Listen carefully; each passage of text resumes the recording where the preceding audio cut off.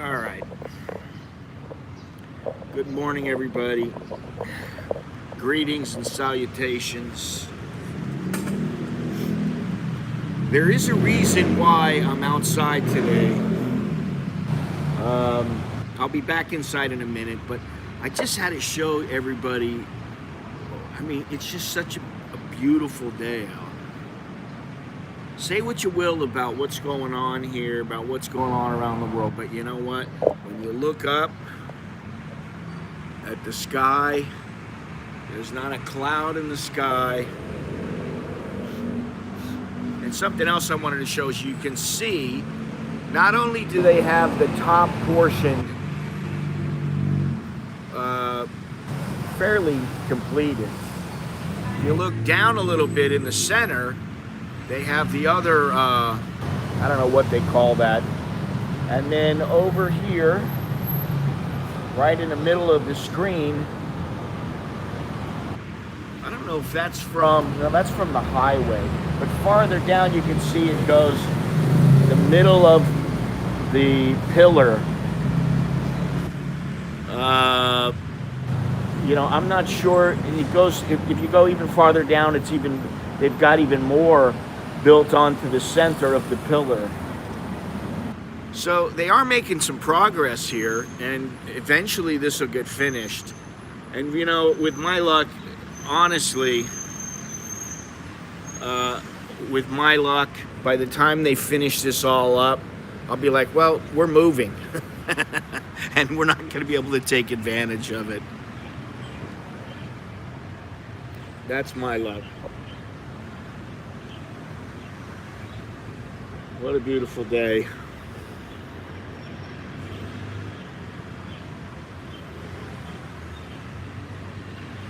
Absolutely gorgeous day. And the temperature right now is 72 degrees Fahrenheit, high of 88, low of 68 degrees. The feel like temperature is exactly the same as it is right now. The Thai baht is 33.55 to the dollar, which is a little stronger than yesterday.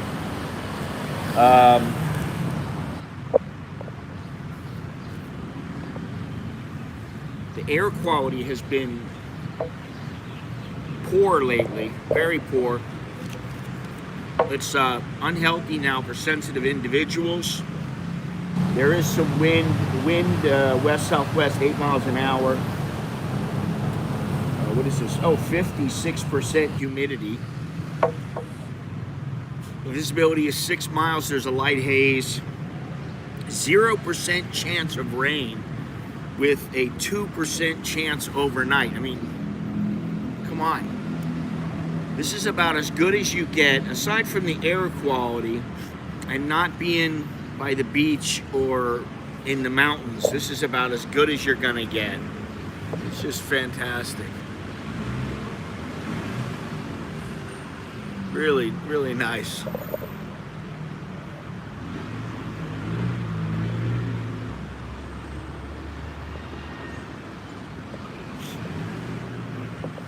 As many things as there are to bitch and moan about, which you can always find plenty of those. The one thing you can say is that Thailand's weather is really, really good right now. Or at least Bangkok's. I need another coffee. I must have another coffee.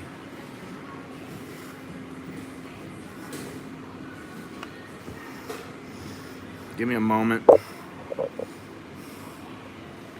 a little money out.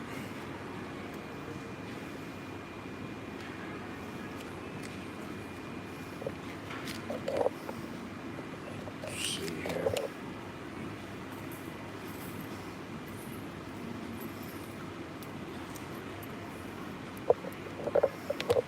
My second double espresso of the morning just to wake up.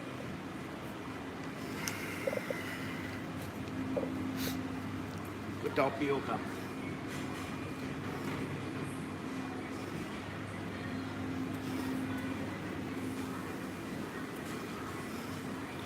I'm the only person here. There's been, in the last hour and a half,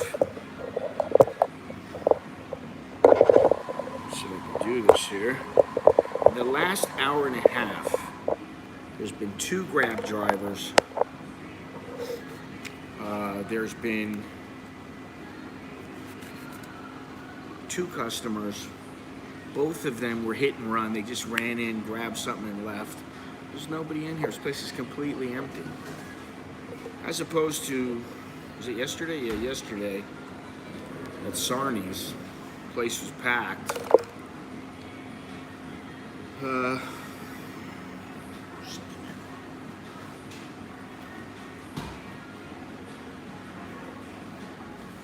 One more coffee from my bunghole. Cheers.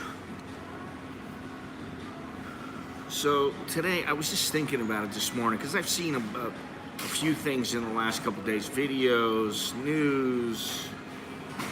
You know, is Thailand finished as a tourist destination? And I thought, is it finished as an expat destination? I think that really, to be honest, I mean, you know, could it be? Well, I think the old Thailand, the days of the 60s and 70s and 80s and 90s, when I first got here,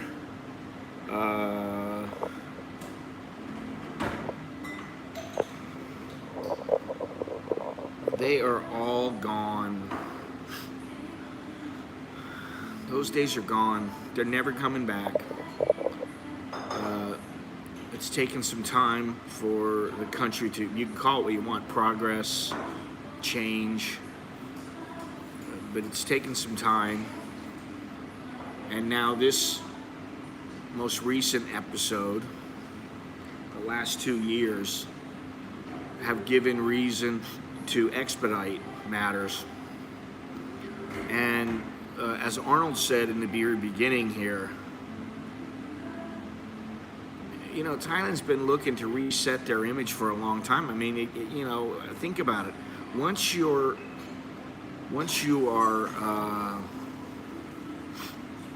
known as the town whore, it's hard to get away from being known as the town whore. I don't know how else to say it.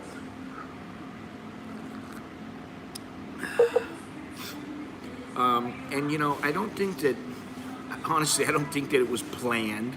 I don't think this pandemic was planned. I think, you know, it was taken advantage of.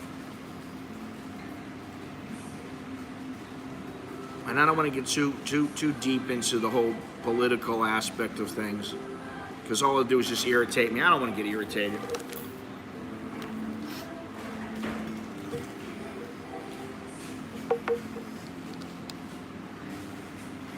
But I've been thinking about it a lot. You know, this place as an expat destination has changed quite a bit in the last couple of years. You know, there are people now that they won't come here. They won't come here, period. I know people that are my friends, they will just say, I'm not going to that place. What do I want to go there for? I've been there, done that. Some of, you know, they came here when it was very easy to travel around. They stayed for 6 months or whatever. Tootled around. Didn't have any problems. A year, didn't have any problems. Now it's a little bit different, and I don't see it loosening up, even in the near future. I don't really. I mean, I do see people being allowed in and that sort of thing, but I just think that there's gonna be so many things that you're gonna have to do. And I'll tell you what.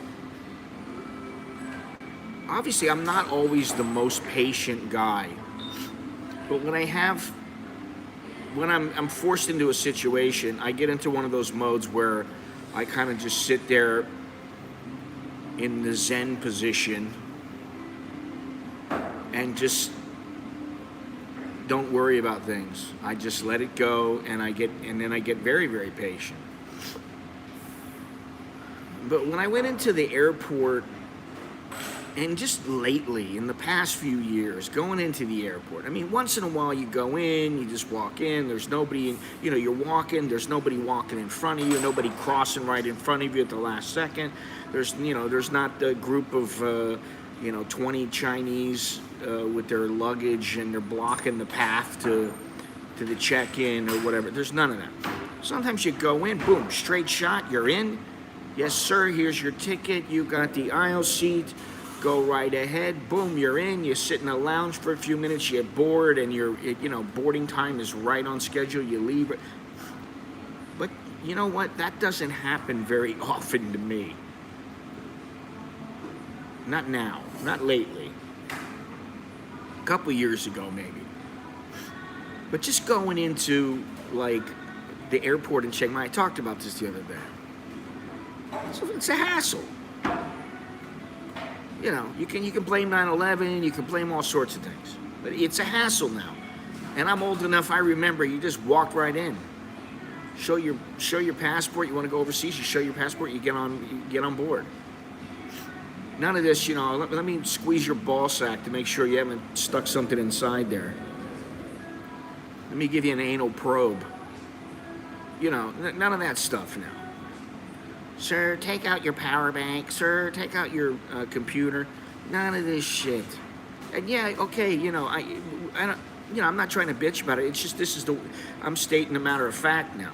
You have to do these things now. Well, I didn't used to have to do them, and I don't particularly like doing them. I don't feel any more safe now. If somebody really wanted to blow up a plane, I'm sure they could do it. I'm positive.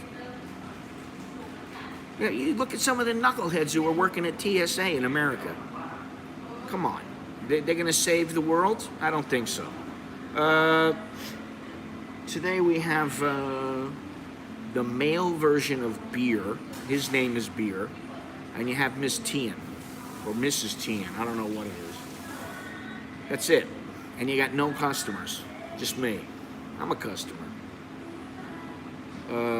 Original Starbucks, I can't even, no. Wrong all the way around, Alpharetta Jim.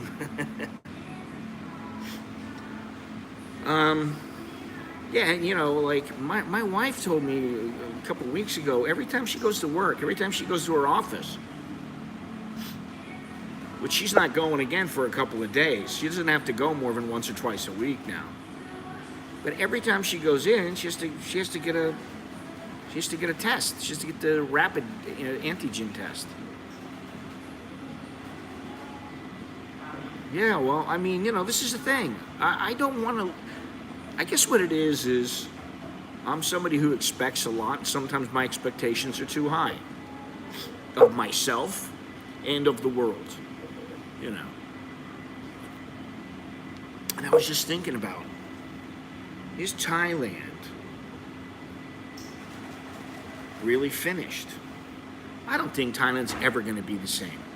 I don't think it's ever going to be remembered in the same light. At least not until all the people who have been here in the past, say, 40 years, 50 years, and once they start dying off and the new people start getting used to what is the current way, then maybe things will get a little bit more peppy here, a little more snappy. People might like it, but I think here's the whole message. I think that Thailand is in an effort to. It's like, okay, make America great again. Yes, we have to make America great, but we cannot forget about our allies. And I think Thailand, in an effort to think about Thailand first, has to make I'm going to say a better effort to not forget those people who got them to where they are as a tourist destination and as a place that expats love to live. I think that's what it is. It's a fine line, and I think they may get it squared away in due time. You can say, things aren't that bad. Yeah, okay. Tell that to the guys who go out of the country and they have a hell of a time coming back. I don't want to leave the country because I don't want to have any issues coming back. So I think it's a fine line. Yes, okay, make America great again, but don't forget our allies. Yes, make sure that Thailand is about Thai people. It's for Thai people, that Thai people come first. Okay, great. You want to have a dual pricing? Okay, fine, but maybe what you should do is the people who have lived here and who have families here, and I'm not saying that just for my own benefit, but the reality is if you live here and you've been living here for a long time, hey, stop jerking us around. Give us the price that the rest of our family will pay. That's all. And everybody else, I don't think they have a problem with it. Most tourists don't give a hoot about paying 400 baht instead of 40. They may not like it, but you know what? They go, it's just like in the United States in some places. So I think it's a balancing act, and I think Thailand is still working on that right now. I don't know that Thailand will ever be finished because I think it has so many natural resources and so many wonderful places to visit that I just don't see it, barring a cataclysmic event. I don't see anything happening. No word from him, and I'm not going to send him a message. He obviously wanted to disappear, so good for him. Whatever he wants to do.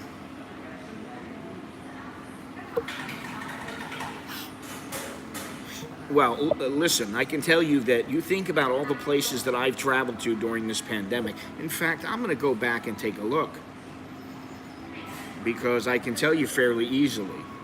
Obviously, I went to Chiang Mai. I've been to Pattaya. That's just in the last couple of months. Been to Pattaya several times. Well,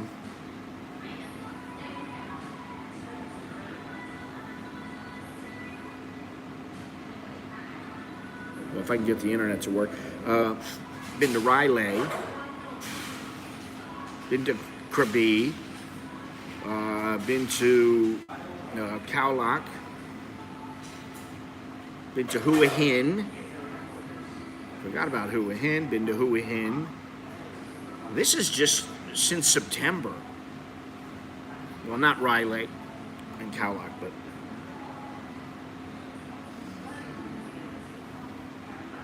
so all these trips, I'm spending money.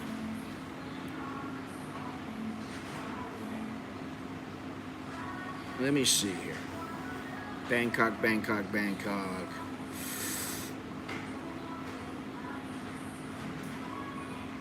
You know what? I gotta just.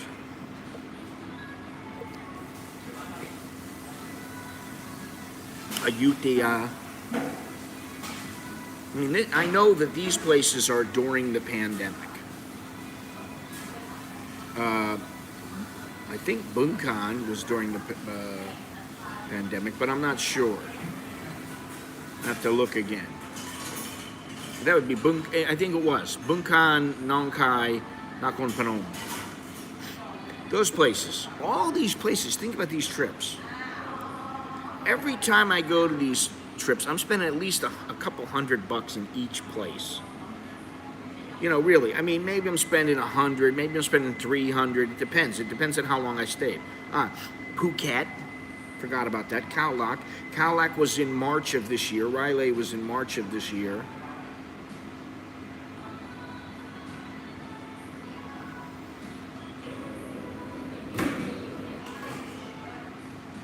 So, Carlos has got a point there.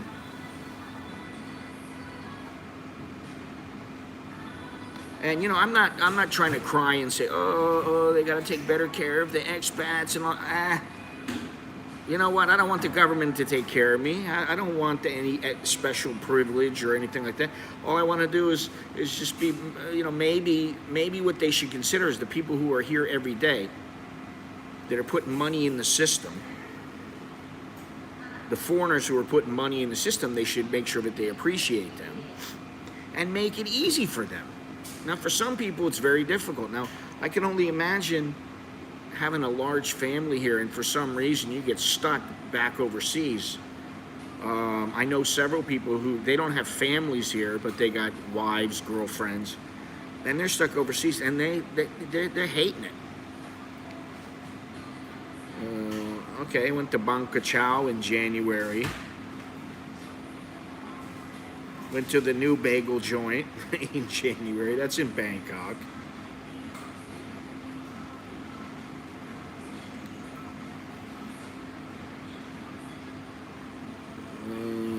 Let's see, all these in. That was just in 2021.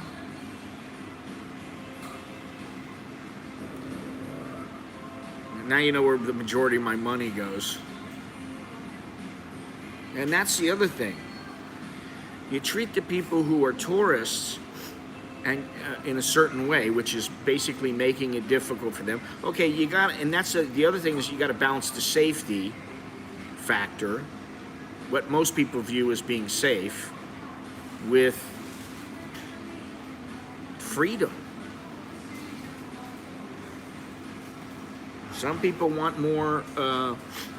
They want more safety than freedom. That's not really me, but. Okay, I went to Ayutthaya in December of last year. I took a train.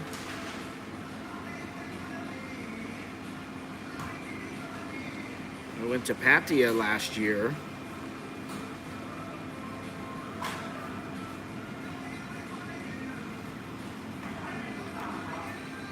I went to Golden Mount last year and this year, which is just in Bangkok, but still, I mean, you know, it's, and that was free. I remember going in there and they said there's no charge to get in. But that's in Bangkok, and, you know, that's not really a massive tourist destination. Kanchanaburi, October of last year.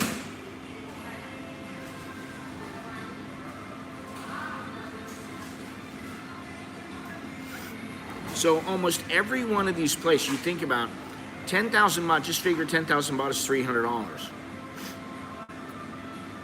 I spent probably 10,000 baht, at least 10,000 baht in every single destination. Chinatown, what is this? Pan? Oh, Mapan.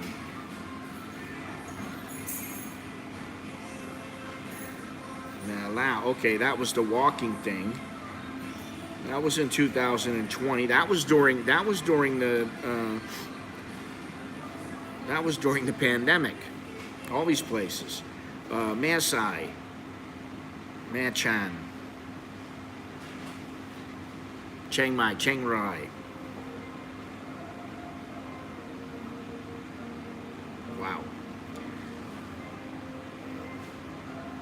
And this is that's in a year and a half. So this is not to point out, you know, oh, I'm spending this much money. That's not what it's to point out. It's to point out that if I'm doing that, there are other people doing this as much, some less, some more. And they're putting money into the system. And all the people putting money into the school system and things like that. And the immigration system. Wat Salakelku, that's Nang Khai. That was in July of last year. Okay, that's when I went to Bangkok. It's only been a year and a half. Nakhon Phanom. Wow. So anyway. But like Gennaro says, what about the people who they want to come here and you know, they find a place that's easier to go and they love it? I know a lot of people in America, they don't think Mexico's a big deal because it's right next door. But now they started going there and they love it. And they're like, why am I going to fly halfway around the world when I can just go right here to Mexico and it's a piece of cake?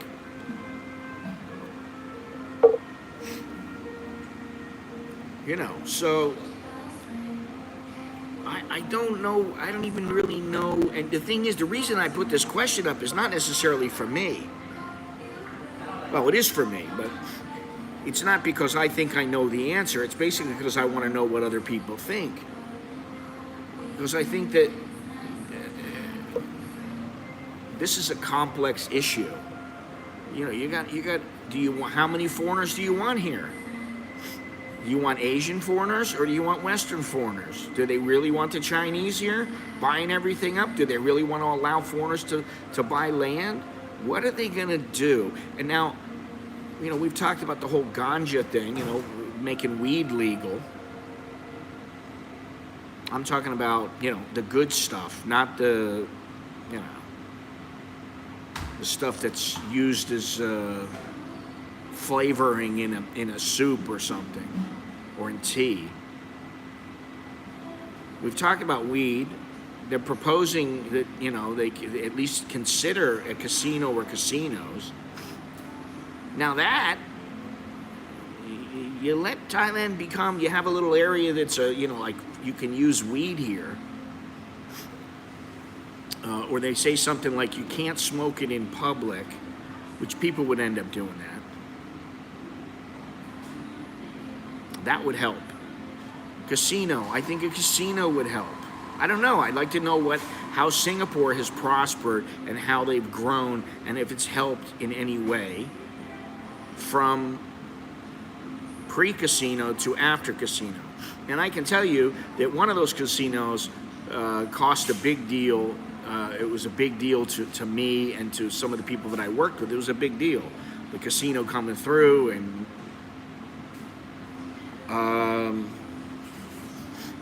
yeah, that's the other thing, is that Hong Kong is no longer what it once was, and that makes me sad to say. And, I'm going to go through some videos because I think I'll be YouTubing for like 9 years in a couple of months. And I want to do, some kind of look back. And of course, Hong Kong will be one of the places that's in that. And I just look at it now, and as much as I really liked Hong Kong and I liked the people, it was just a great place. Now I look at it and I think of the CCP. That's what I think of. Who wants to go through life? I don't know. I mean, do they think of themselves as free, or how important is it to truly be free? Are we truly free? I know they do, and so does Phnom Penh. Phnom Penh has Naga Casino. I was in Phnom Penh before the casino was built, and it was just a shack, a row of shacks they were nothing more than $2 blowjob shacks. And one day they went in and they told everybody, get out, we're bulldozing the place, and that's what they did. And then they started building the casino. It will certainly change Thailand if they have casinos here. I don't know if it's going to be for the best. I don't even know that making weed legal here would be the best. I can see a lot of stone Thais and stone foreigners here. I don't know. I don't know how to think about it. That's the thing. I don't get paid to come up with the answers. I get paid to, I think about some of these situations and think about the what ifs. Casinos, okay, Thai's already got a gambling problem. If they're gonna allow casinos, then they need to allow online gambling. What about all the poor Thais? They're gonna get together. They're gonna be like, their wife's gonna be like, all right, listen, we got 2,000 baht to our name, and we got food, but we don't know. It might be a month before we get some money. Let's put this money into. Let's go to the casino and try to win more money. I can see that happening. I mean, that's on a lower level, but I don't know. I'd like to know what you guys think. And if you don't mind, I would appreciate thumbs up, subscribe. Look down below in the description for all the ways you can help support the channel. I'm going to be changing that description. I think to be completely honest, I think the description should be whatever the video or the stream is about, and also maybe like social media or whatever, and like 1 or 2 other links, and that's it. I got way too much stuff down there. I was looking at it, and I'm like, I need to simplify. I need to minimalize. Been saying that for a while, and I mean it. Keep telling my wife, let's throw out a bunch of junk we got here at the house. Figure out what's junk and what's not. And, you know, I do that periodically, but when you got, you know, a house full of, you got 2 kids and a wife, that makes it 4 times as difficult. But I'd like to know what you guys think. Is Thailand finished? What's going to happen? What's next? I don't see tourists flocking to come back to this place, even in a few years. And I really think if Thailand was smart, they would do something like, you know, they're talking about this, what was it, the Tourist Transformation Fund. Haven't heard anything about this lately. So what are they going to do? I think that Bhutan, you know, Bhutan is a lot smaller than Thailand, but Bhutan has the right idea. You pay a certain amount, you do it by tours. If Thailand really wants to be exclusive, then that's what they need to do. Hey, you want to come to Thailand? You gotta pay for a tour. This is the way it goes. It's you know, $1,000 plus the plus your airfare, and everything's taken care of. You know, I don't think it's going to come back in a year. I've been saying maybe in April. I don't think it's going to come back like anywhere close to what it used to be. It might get to 50% in a year or 2, but I think it's going to take more like 10 or 20 years. People don't forget, and also one thing that you forget is that the environment ecologically has started to rebound. They don't want to let people come back and ruin the environment again. If they're smart, that's not what they'll do. They'll limit the number of people, they'll charge a premium, and people will go, wow, I don't know if I can afford to go to Thailand. And that's how they'll get the people who have money to come here. They're going to limit where you can go, how many people can go there, how long you can stay there. I think that's what they're going to do.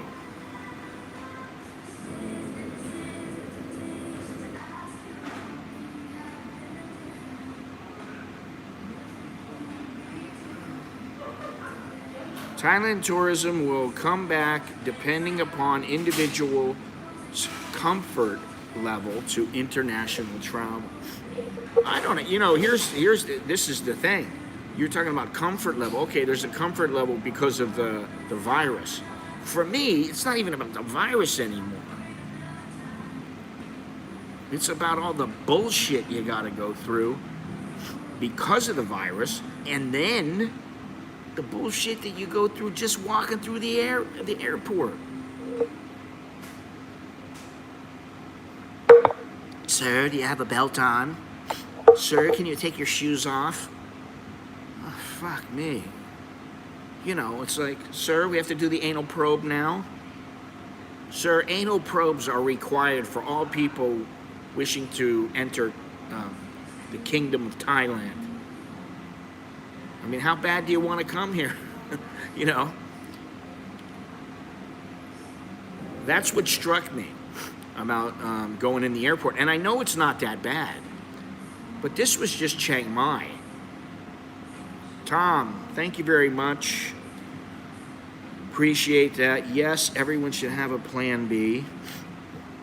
And you know, the thing is that when you have a plan B, there's no guarantees. There's no guarantees about plan A, plan B, plan C. There's never a guarantee. And you know, I think about it and I think, hey, you know, I'm getting older. I'm probably not going to be around, you know, if I'm around for 30 years, I'd be surprised. If I'm around for 20 years, All right, that put me at 80 or 79.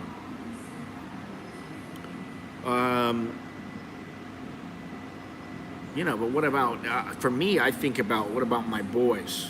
Do they really want to be here? Now, they have some options, but, well, this is the thing, you know, I told this story before when I was in Kanchanaburi. When I was in Kanchanaburi, and I went into this, it was the Jolly Frog back then. Thank you very much there, Tom, by the way. Choke D. When I went to Kanchanaburi, this is many years ago. I think this was around the time, John, oh, thank you. Thank you very much. Listen, every little bit that you guys contribute helps me get to another place to show you, and also helps me get to the magic number, which I'm still trying to come up with, but I'm getting closer to it. There is a magic number, and I think that's one thing that, you know, I'm trying to bestow upon my kids, is always think about that magic number. What do you need? My kids got a U.S. passport. They're square, no problem. They're U.S. citizens, good to go. My wife's got a visa. They're fine. But it is a concern. But when I went to Kanchanaburi and I was tootling around, and I stayed at this Jolly Frog, I think it's called the Smiley Frog now. I mean, they've changed it around, but it's a nice little place. I mean, you know, it's a bare bones place, but it's right on the river. They got a nice garden. It's a nice little place. They got good food. And I remember that they had, and I've told this story before, that they had a couple of people working there, foreigners, working there in exchange for a room. And, you know, that was easy to do many years ago. And I started talking to this girl. She was an Israeli girl. And I thought she was going to jump my bones just because I had the suite in this place. And it was like 350 baht. Her room was like 90 baht. And she was so, oh, really? You're in the suite? It was like, it cost like $9, honey, you know. But then she started complaining about doing a visa run. This is back, you know, this has got to be 15 years ago, something like that. And she's complaining about doing her visa run. And how, oh, I've got to take a van to the border, and I've got to pay this, and I've got to pay that. Oh, my God. And it cost her like $50. And I was like, honey,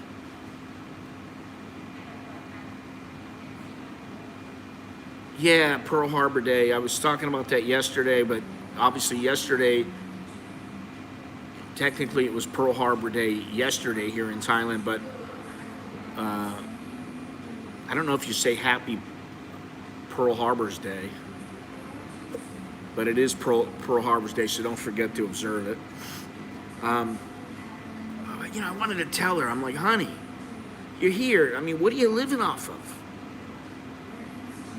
Yeah, maybe she got one meal a day, and she got a room, a cheap room, in exchange for her working at the hostel. So what's she living off of? $500 a month? You know, back then? For 6 months, and you know, I know she was traveling around a little bit. She's trying to stretch out, you know, $3,000, $5,000 for like, you know, a year. And that's how it used to be done. Choke D, Mr. John, by the way. That's how it used to be done. And now they don't want that. That's pretty clear. They don't want people like that. They want people who come here, they got a credit card, they got, you know, some cash in their pocket, they got a little bit of money. You know, they don't have to worry about a guy running out on his hotel bill because it was, you know, $130.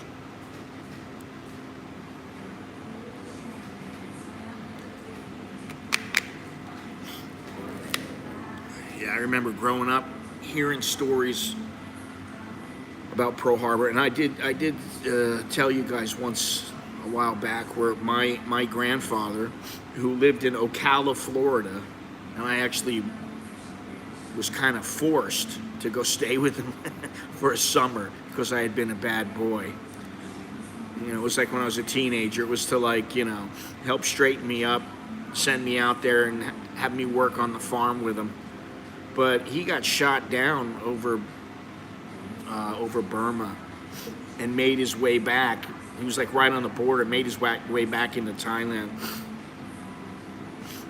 And then was flown back home to Florida, met my grandmother, and then, you know, the rest is history. They ended up, you know, hooking up, and that's why I'm here. Plan for when they turn 18 is per Thailand military signing to you.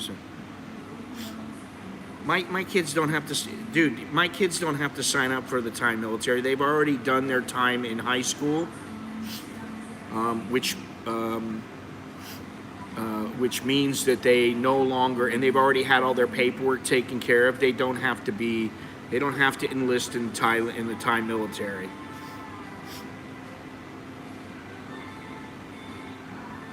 U.S. is mandatory. The U.S. is not mandatory, though.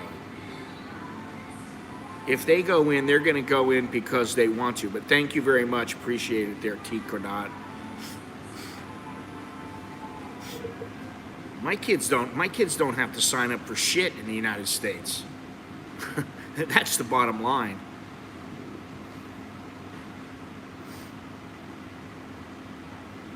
You know, that's another thing is they even my wife the other day, she said something about they don't want to do that, and I said, why not? She said, they're like American boys.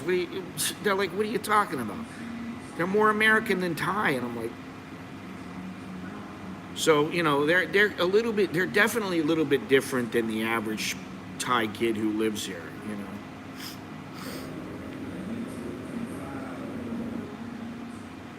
Well, there you go, David. I feel the same way.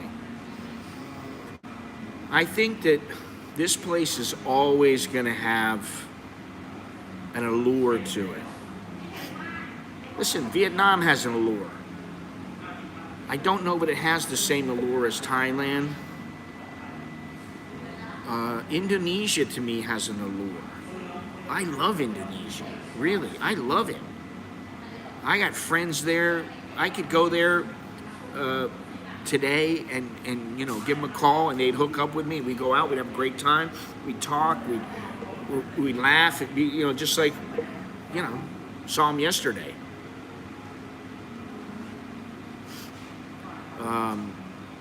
You know, Singapore, Malaysia, Laos, Cambodia. I like Cambodia, but I don't know that I'd want to live there. Philippines, I wouldn't want to live there, but I do like it, and they've got some beautiful, beautiful places there. Dude, I've already done my research. First of all, here in Thailand, technically you are supposed to decide whether you want to be Thai or whatever. You're supposed to decide on your citizenship. However, no one follows up on it, and no one ever does. It doesn't happen. So that's not going to happen. They're not going to choose. They are going to stay dual citizens. The same with the United States. Technically, you're supposed to do it, but they are not required to go into the U.S. military. They could be conscripted, but if they're Thai citizens, I can tell them they're not going. They don't live there. Fuck off. And they won't go. It's that simple. The United States needs to they need to fucking get a grip. All the shit they're imposing on its citizens. You know, America was founded supposedly, and I know it's not 100% true, because people wanted freedom. They wanted greater freedoms and less government intervention. Get off of our ass, America. Joe Biden, whoever is in charge. Get off of the people's ass. Stop worrying about what every citizen is doing. Start worrying about what your fucking government is doing. That's the way I look at it.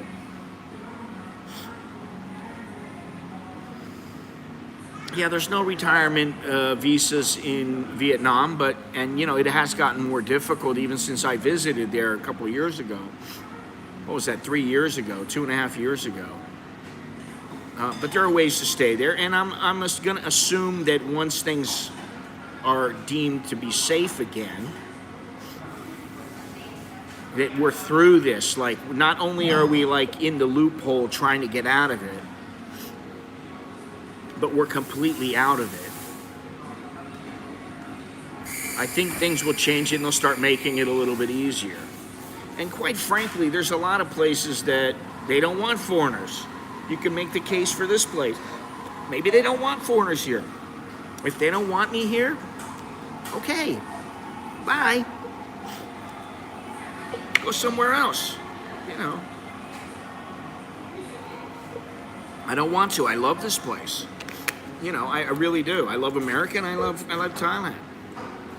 But I can fit in both worlds, and I could fit into another world. Now, the older I get, the less that I want to have to do that, unless I am quite prepared.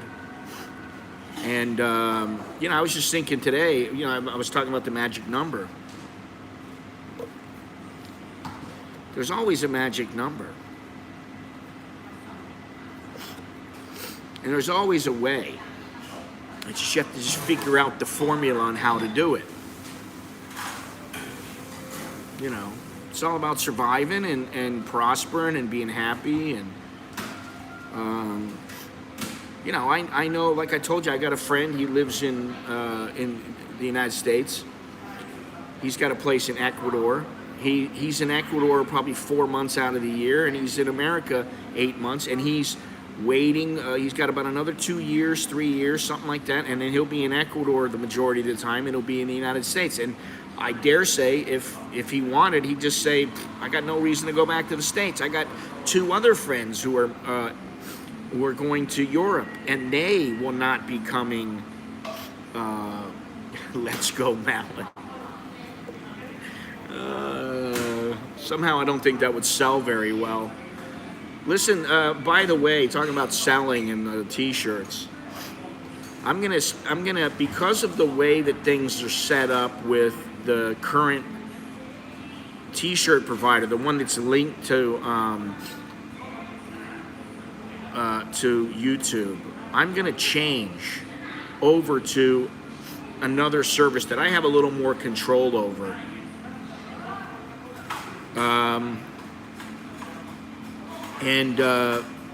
Therefore, many of the shirts I'm not going to continue selling. I'm going to pick some of the shirts out. I don't know that I'm going to sell the Captain Save-A-Ho anymore. Don't know I'm going to sell the Bar Girl Lives Matter anymore. Farang Lives Matter anymore. I don't know, you know, if I would do that.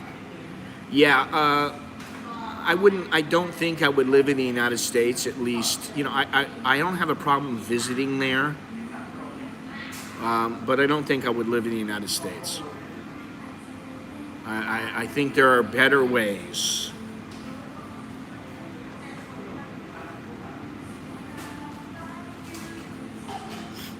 So, you know, it might be better in the future. I don't know. You know, the one thing is that my wife and kids will always be Thai. So they can always be here.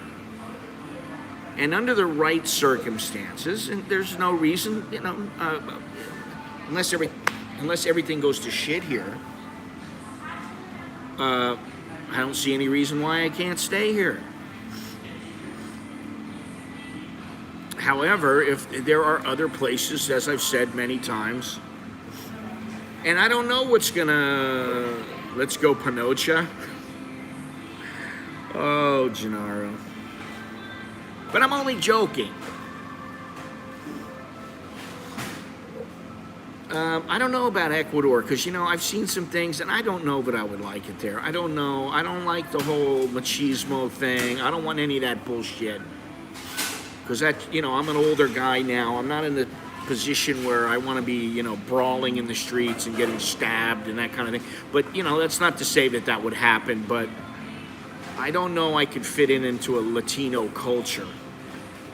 There you go, Tom. That's it right there, baby. Eventually, believe me, it may be 10 years from now, but you're going to see me where I'm going to go, hey guys, I know it's been a few months since you talked to me or you heard from me, but here I am. I'm at my little bungalow, and just like in the Van Halen song, you know, I got my, what is it? I got my, all the bills are paid. I got it made in the shade. Got my toes in the sand. What the hell is it? Let me see here. It's about, you know, you're kicking your feet back, looking out at the ocean. What? You know, the beautiful girls, and it brings up Sean Kingston. I don't want Sean Kingston. Fucking Van Halen.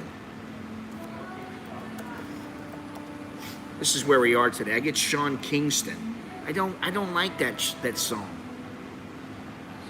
What is it here? Well, I'm a bum in the sun and I'm having fun, and I know you know I got no special plans. All the bills are paid, I got it made in the shade, and all I need is the woman. Where's the part? Oh. I'm seaside sitting, just a smoking and a drinking. I'm ringside on top of the world. And I never know if they legalize weed. It could be me, I guess. I don't know. I got a drink in my hand, got my toes in the sand, and all I need is a beautiful girl. There you go.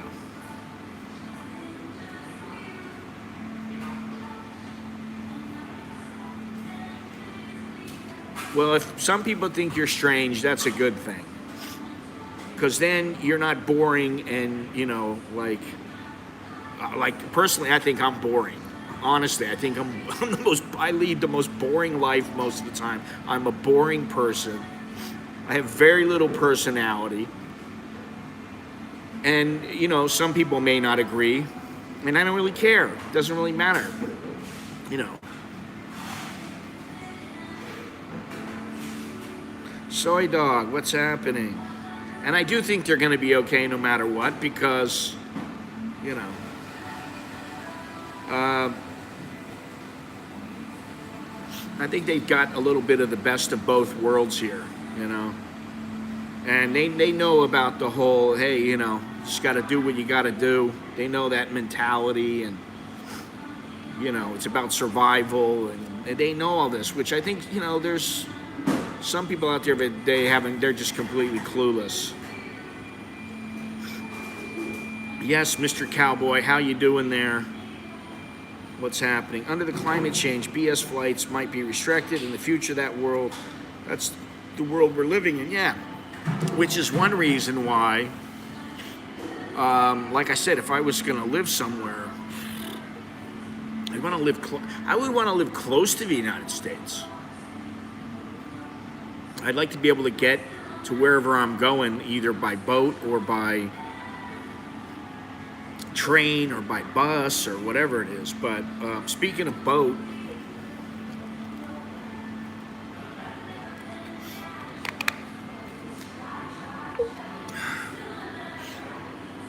I'm still thinking about the Naco trip. Hopefully that'll come about. I haven't figured out the budget for it or anything like that, but I know it's going to be cheaper than going all the way to Chiang Mai. And my wife was talking about some other place near Chiang Dao that she wants to go, and all this other shit. And I'm like, one thing at a time. Don't overload me. You're overloading me. I don't know what these guys are doing over here. Oh, they're trying to fix something. I was like, you know, they got flasks here. They got Starbucks flasks. Where are they? For the coffee. And my first thought was, I'm going to put some tequila in there. But then I thought, this thing's 950 baht. I'm like, it's freaking expensive. Yeah, that's 30 bucks, man. I'm like, a flask for 30 bucks. You can get a flask, a little pewter or tin flask for like, 10 bucks.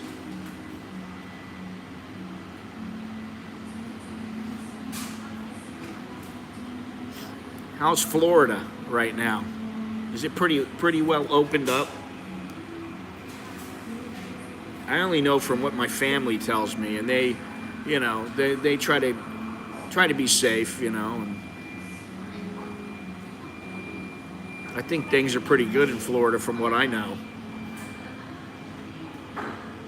Well, it was 68 degrees here in Bangkok. Beautiful. I'm loving it, I'm loving this weather. It's like 72, 74 degrees right now. Oh, they're filling up some doodad here. All right, now all the ladies come in.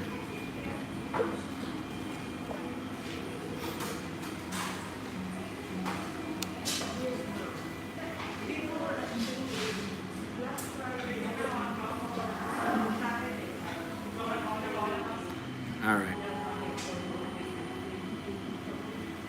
The crew has arrived.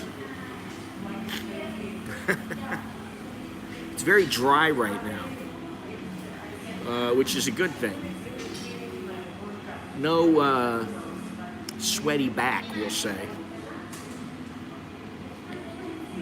Are you still coming over here, Tom?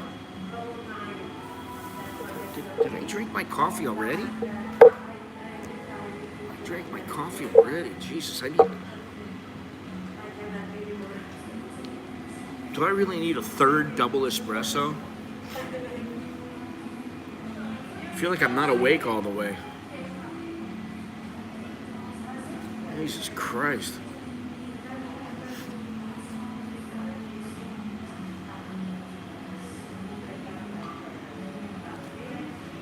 So, Soy Dog Cowboy, if you're still here, one thing we're talking about is that, like, one of my thoughts is that it's going to take Thailand a lot longer than they might think to get back to get anywhere close to how it used to be as a tourist destination. I think a lot of people have been put off by what's gone on here. I think the people who are hardcore will come. And I think that expats are rethinking this as a destination. And I think Thailand's in for a rude awakening. Hey, I'm Scott. I'm an American in America.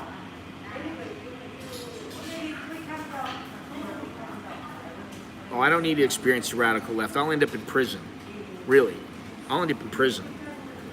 Holy shit. Oh, I got attacked and then I ran this guy over. And I'm in jail. Okay, I'll be in jail then. I think it's gonna, and I was reading about CASHAPP and how they're trying to let it. They've been trying to let it, Maya Bay and all. They're trying to let it recover from all the tourists, and they want to do some things to make it to where it's sustainable. And yeah, okay, but what trumps all here? And I'm sorry to use for you lefties out there, sorry to use the word trumps. Not really. But what trumps all here? You know what trumps all here? And it's not just here. I hate to say that, but it's just about everywhere. Money trumps all. So when you get some places that are like, oh, we can't take you to Maya Bay because you're gonna get fined, and you got some guy who goes, listen, I'll give you 10,000 baht, take me right now. Okay, that's kind of what I see. Is it wrong that I want to throw a snowball at you and them? Last week, where I'm at, temperature broke, record high. 2 days later, 1 foot of snow. Wow. Countries that put less berries to travel will benefit first. Well, why don't you go to Mexico, Soy Dog? Seriously, go to Mexico. I don't know about Costa Rica, but go to Costa Rica. I won't go to like Dominican Republic, Puerto Rico. I don't, I just don't want to go to those places. It's not in my wheelhouse. I'd rather go to Portugal. And to be honest, I'm starting to think I'd rather at least visit Portugal and see what it's like than just say, well, I'm going to go to Ecuador, You've been to the DR? I don't know. All right, so the mall is open now. What's today? Oh, it's not a holiday. It's my wife. She's got the day off.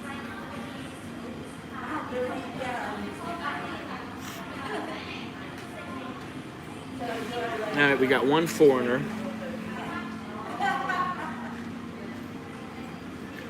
He's the only one I've seen all morning, besides me.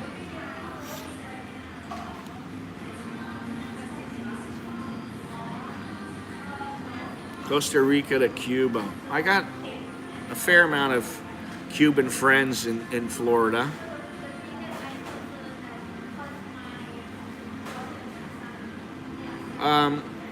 That's the thing, is that you say what you will. I think in the future it's going to be locals are going to save the economy when with regards to tourism, and that's what's happening now. There's a lot of places, they're filled. I mean, listen, my wife tried to get hotels at she's tried to get rooms at certain hotels and couldn't because they were full.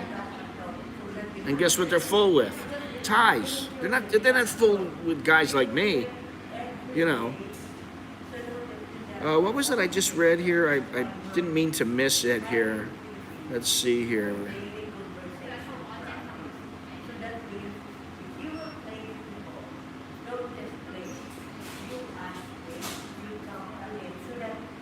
What was it I saw about the kayaking? Where was that at?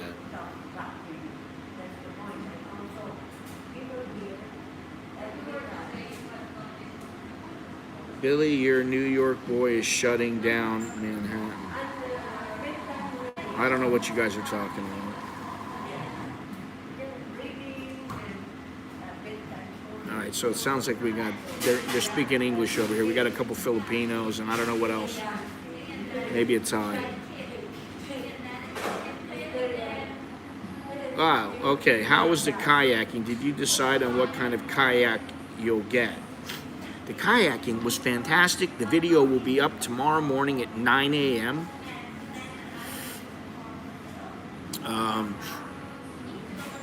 That will be up tomorrow morning, as well as the trekking. I'm trying to get together. In fact, I've got a list of things that I need. I'm trying to get together, to get the funds together so that I can piss it away, so to speak, on a GoPro, so that I can stick it on the kayak the next time. Because it will make for some better footage. I mean, I got a little bit of footage from the guy. Maybe it's about a minute in the video, minute or two in the video. But it was a hell of a lot of fun, man. And I can do that because I still have my upper body strength, and I feel pretty good. I felt pretty good out there. And it's fun,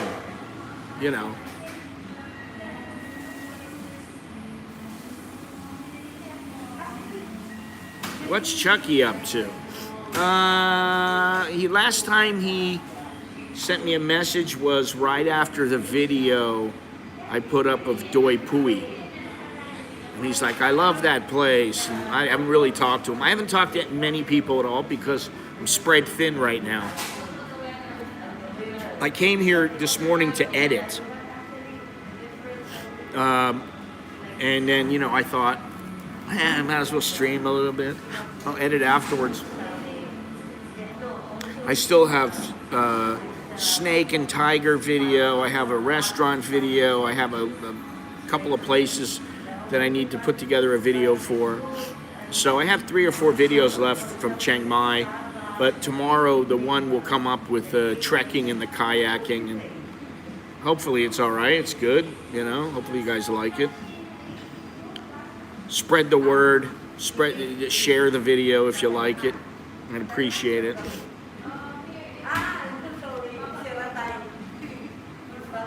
I'm not even going to comment about Chris Cuomo. He's a douchebag, and his brother's even worse.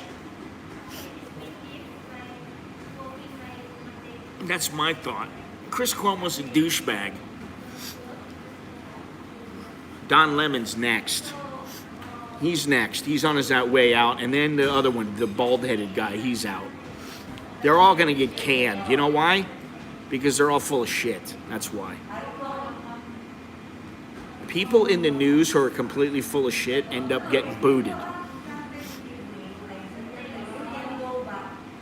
Well, good for you. I'm glad you like Don Lemon. You're allowed. That's why we have freedom. You're allowed to like Don Lemon. I think he's a douchebag.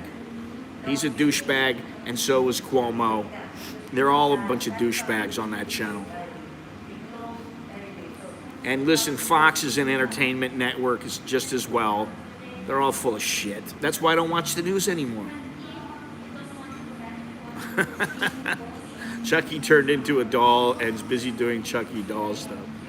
Listen, Chucky, listen, I always joke with him, but, the dude is like this. He's never down, he's never up. He's always the same. He's always in a gay mood. in a happy mood.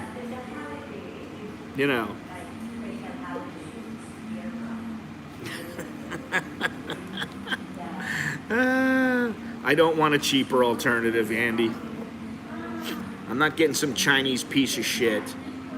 Yeah, right. Okay. Thailand's paradise, too.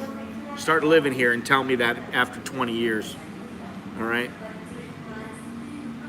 It sounds like semantics, but it's not.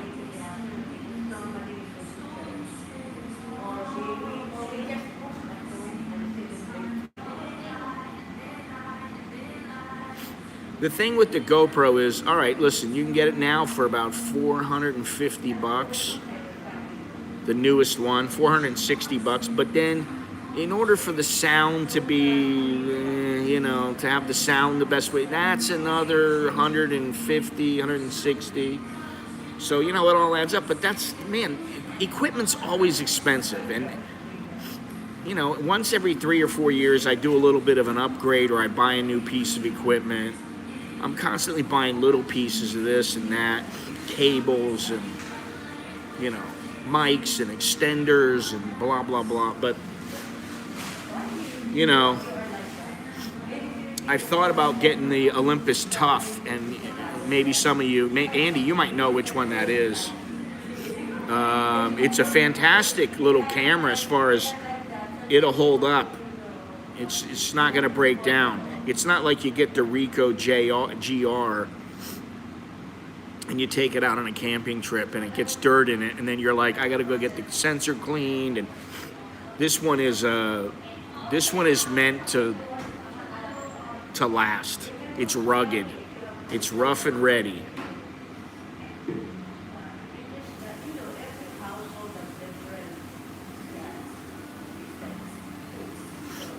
There is part of me that's like, you know what? I'd almost rather just get the Olympus Tough instead of the GoPro. Because if you're not able to live stream on it, or if it's difficult to live stream on it,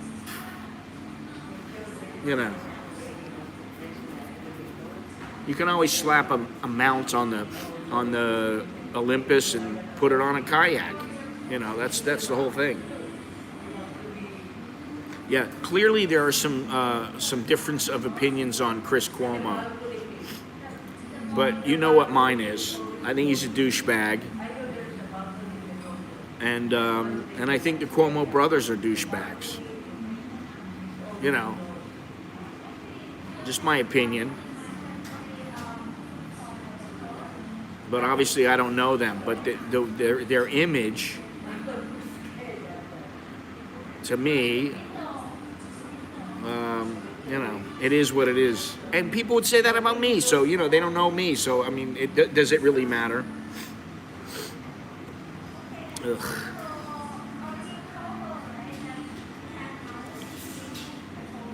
Oh, yeah, he's a regular guy. No, he's not a fucking regular guy. What planet are you living on? He's shown around the fucking world. You don't know him either. That's the thing. He's shown around the world. He's not a fucking regular guy. He's shown around the world. He's a journalist. He's supposed to be a journalist. His ethics are piss poor at best. His journalistic ethics suck, which is why he got the boot. And CNN as a network, forget about it. They have no credibility anymore. So just, you know, please. Andrew, I think you got a lot to learn, seriously. And I'm not talking necessarily about Chris Cuomo. I'm talking about sometimes it seems like the way you think is a bit naive. Maybe I sound a bit jaded. I don't know. And I really don't give a fuck. It's how I think. And there are reasons for the way I think.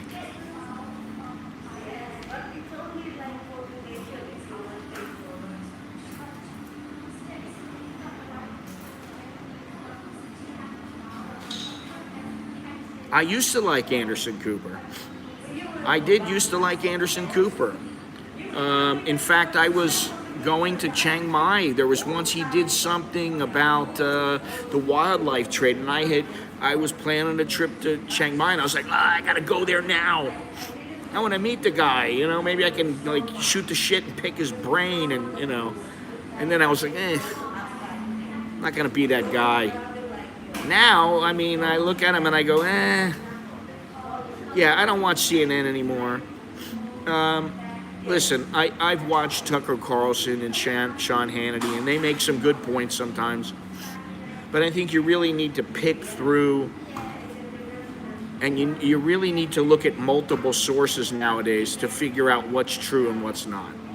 What's propaganda, what's slanted, which they all have an agenda. You know. So I think it pays to look at multiple sources. That's what I'll say.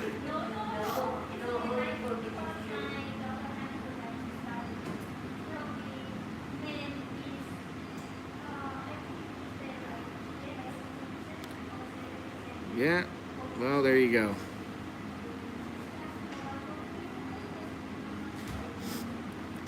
Like I said a while back, I pulled all the news off of my phone. Rarely do I watch it now. Rarely do I even look at it. I get little updates about Thailand from a couple different sources. And, you know, I browse the headlines, and if it's something I think it's important, then maybe I'll read it. And then I take it with a grain of salt, and then I see, is this a theme amongst different outlets?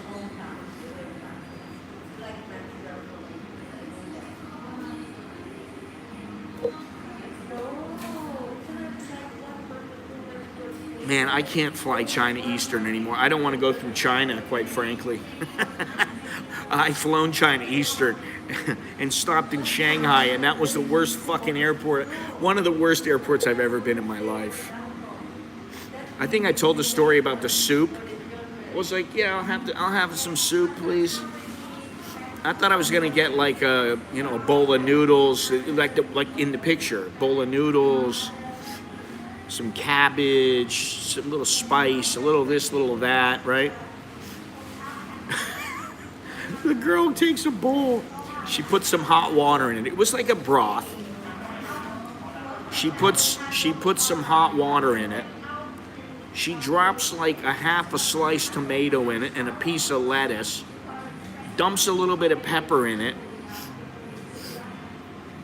And then she gives me the bowl, and I go, Oh, she put a couple noodles in it, and it wasn't like the bowl was full of noodles. It was a couple of noodles. And I looked at it and I just went, "Are you fucking kidding me? I just paid like $8 for this bowl." Oh God. Well, yeah, I don't want to go. I don't want to go anywhere near anything China, anything Chinese. Yeah, that's the thing. How can And I just saw something about Bill Gates giving like $300+ million to various media outlets, and it's like, why is he giving them money? Oh, I wonder why. You know what I'm saying? How about a little neutrality? How about some truth and justice for all? We gonna get that? We gonna ever have that again? That's what I mean. And you wonder why I say the things I say. Some people do.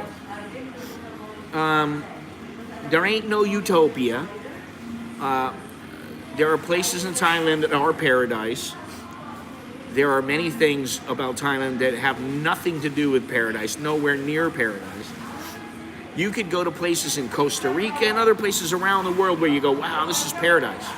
Go to Africa, paradise. But when it comes to the news, it's like, can I believe this? I don't know what to believe about the virus now. All I know is I got my vaccines, and I'm not worried about shit. And if it's my time, it's my time. Remember that. If you hear that I died from the virus, remember that. I said, it's my time, it's my time. I'm not worrying about it.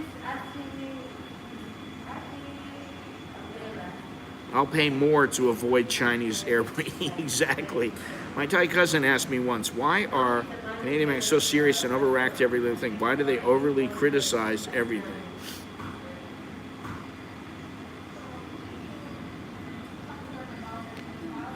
Scott, it's about being woke. Well, I'm already awake. I'm alive.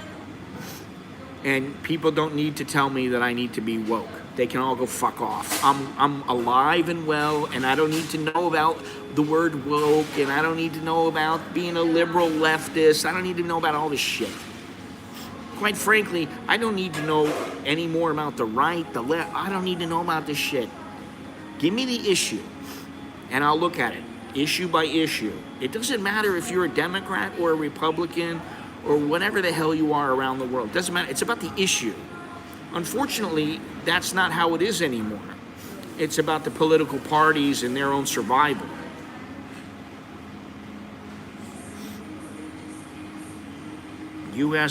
Australia has banned diplomats going to the Winter Olympics just like the U.S. Yes, and I know that China's already crying about it and saying that the United States is going to pay. I seriously hope that the United States is getting their shit together when it comes to pharmaceuticals, so that we're not relying on China. But, China, this is how they are. And the United States is not all that much better. I mean, let's face it. Just put me on the bungalow. Put me on the bungalow, bitches. Give me a little boat where I can moor inside some little cove, and I think that I don't see Soy Dog Cowboy in here right now, but I think that Soy Dog Cowboy is quite reason. He's a quite reasonable thinker.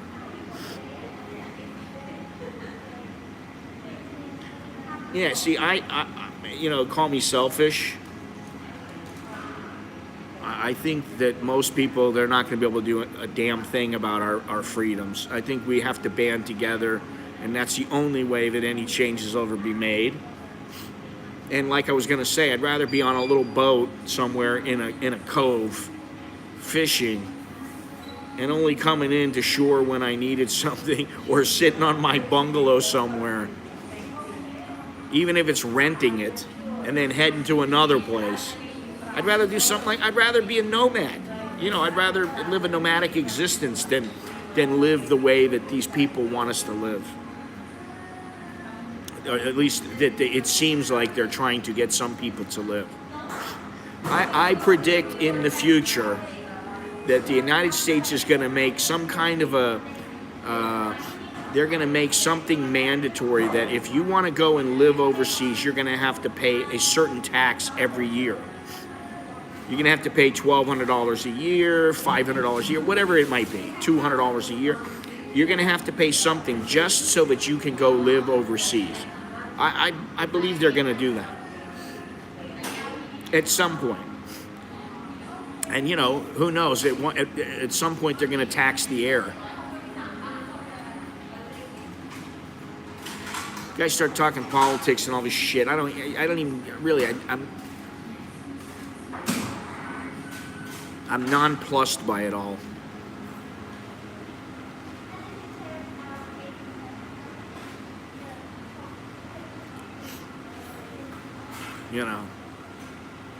What are you gonna do?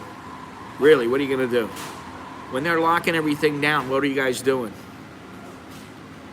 Nobody. How many leaders were executed? Okay, well, he's free. The thing is, though, Jim, is that he is free to make his own choice. That's the beauty of freedom.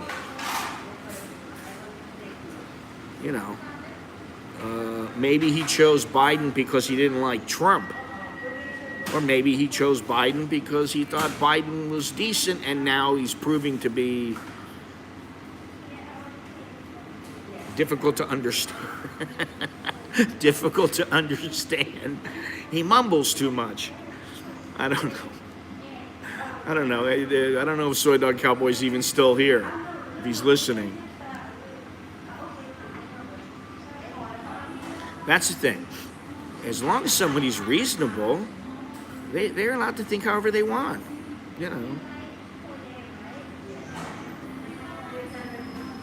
Anyway, we're getting back to the subject. Could Thailand be finished as a travel/expat destination? I don't give a shit about the politics back in the United States, honestly. Let's just say that once and for all. We don't need to talk about politics over there, or in the UK, or in Australia. We know it's all fucked up.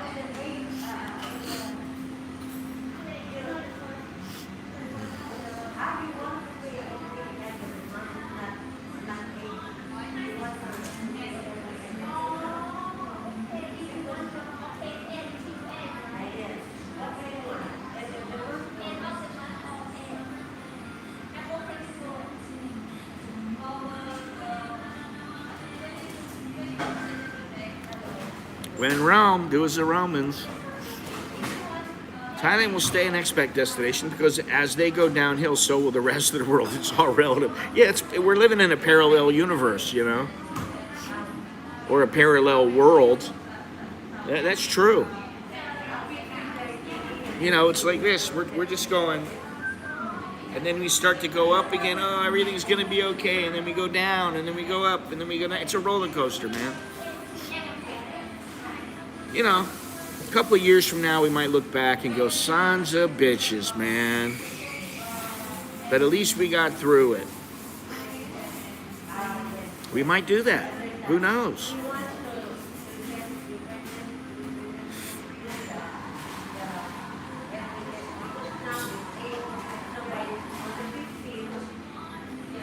No, I don't think it has anything to do with them not caring about the people.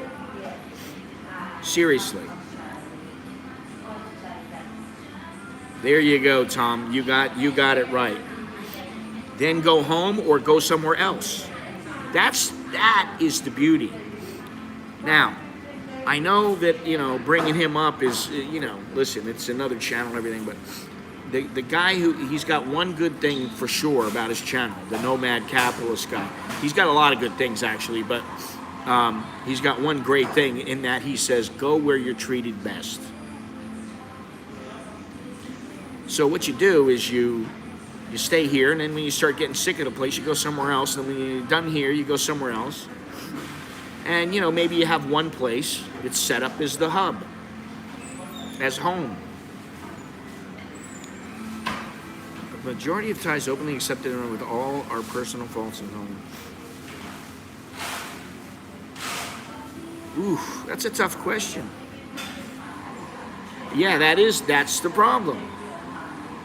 Although, Mexico to America,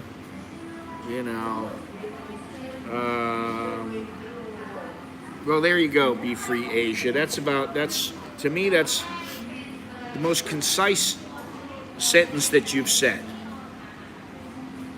Because freedom is important. Oh, I mean, for sure. Listen, there's a lot of things that you guys don't see or don't recognize that I do here on a daily basis.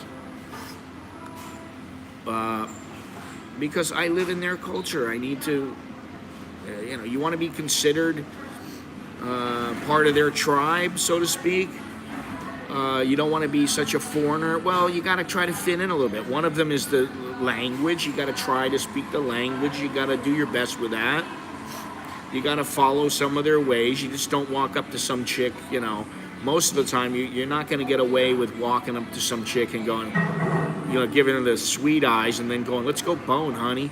You might get away with that in some cultures, but this culture, the majority of the time, I'm not going to say 99.9% of the time, it's not going to work that easy. Unless,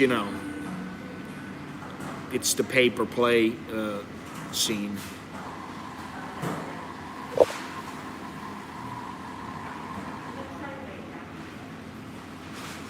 But I don't think that, the government, that the lack of health care in the United States means that the government doesn't care. I think they don't have a great solution.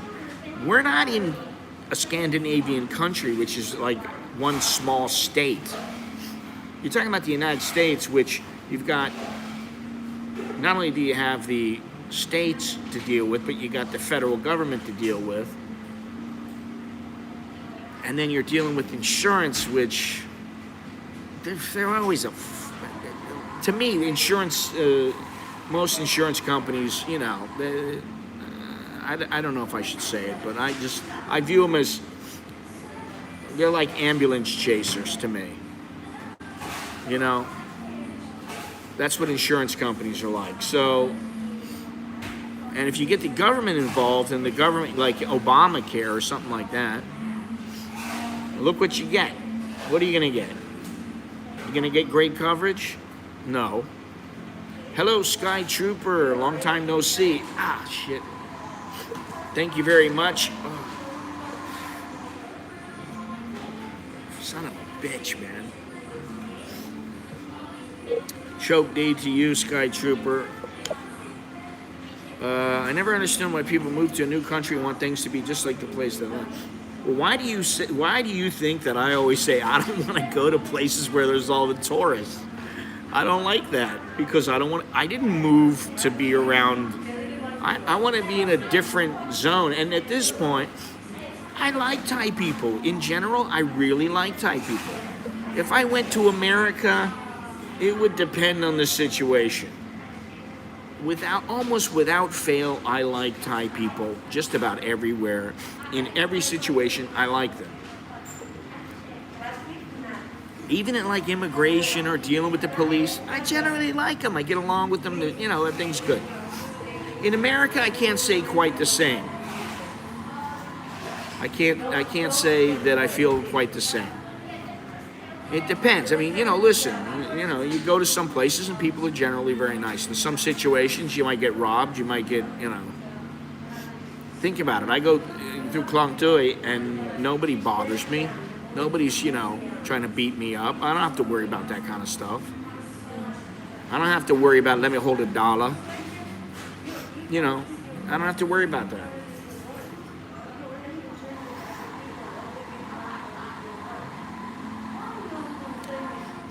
But what I have seen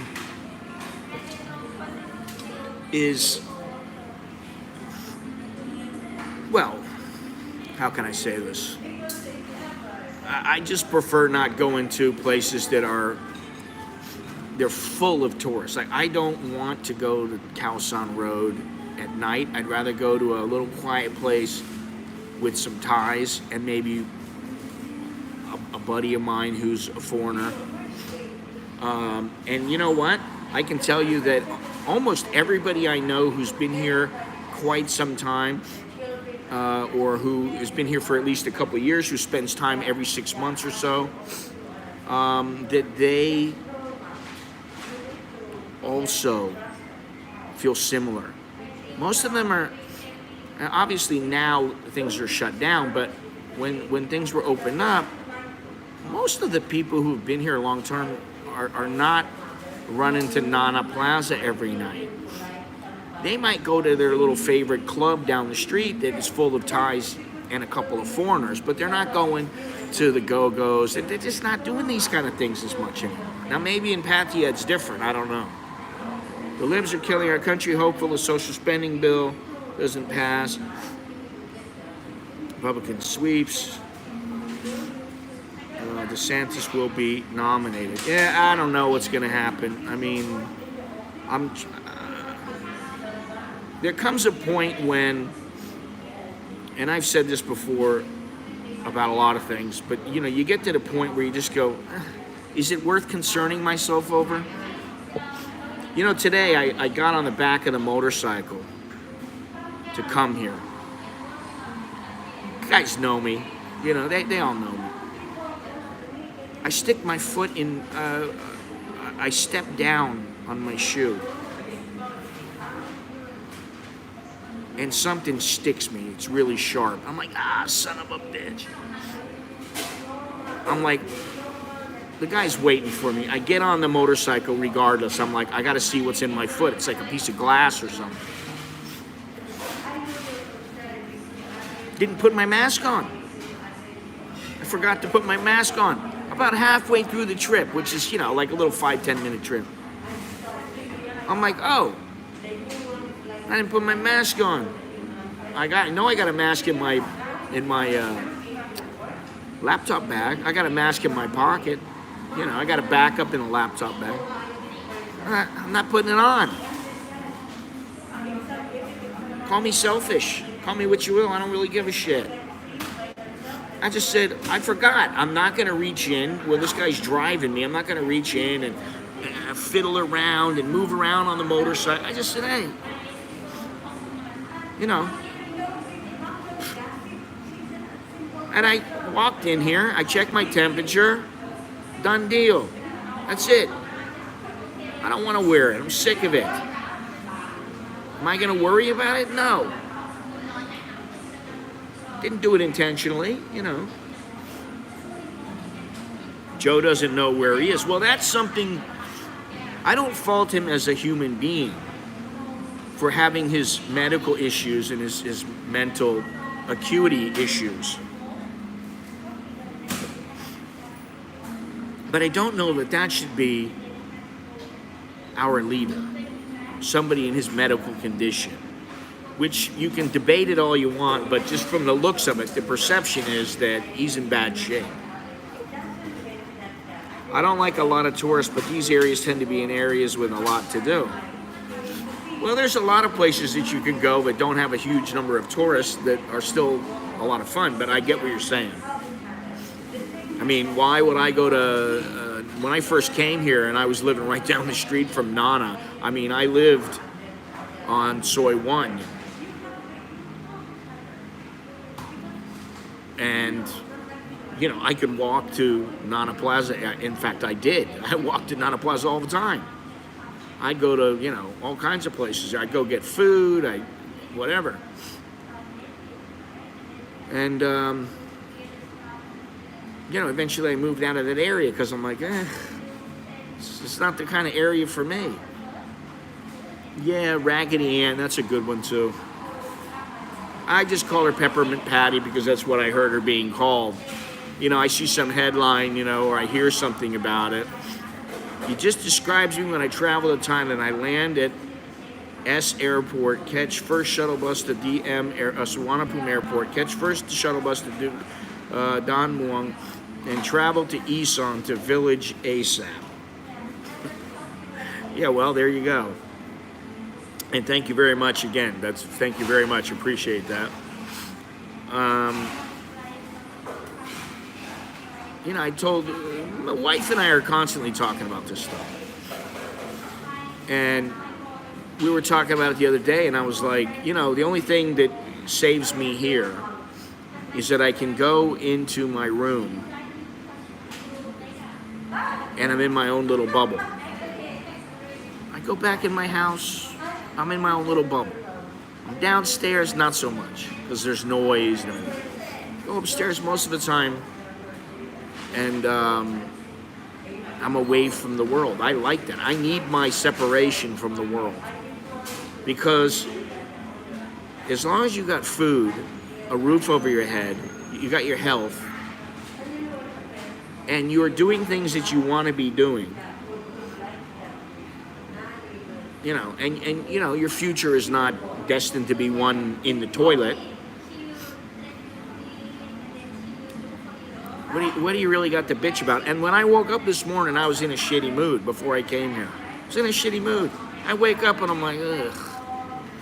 I needed my coffee.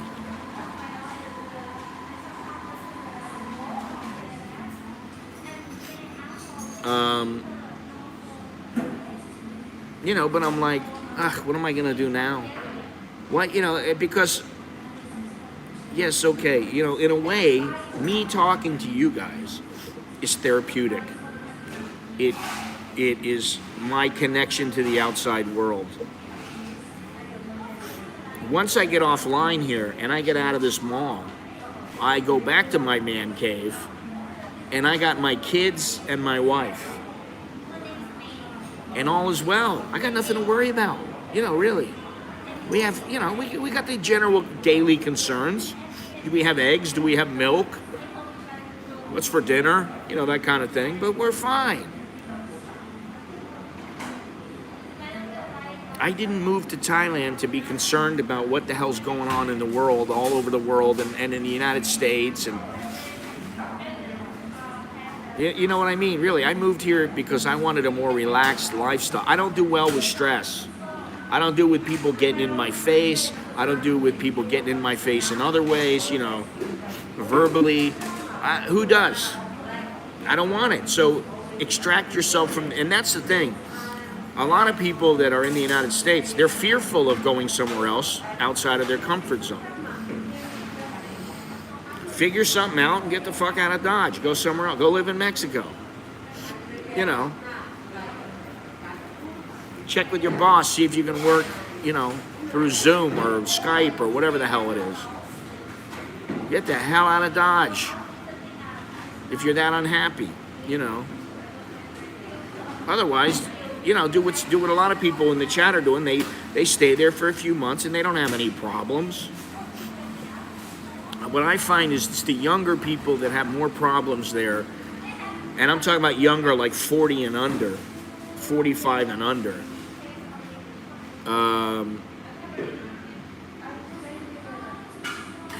Well, I've never, I don't believe I've ever really had an argument when I've been polite, ever. And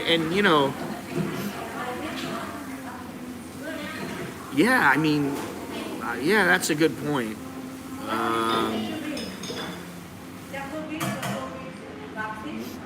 Be polite.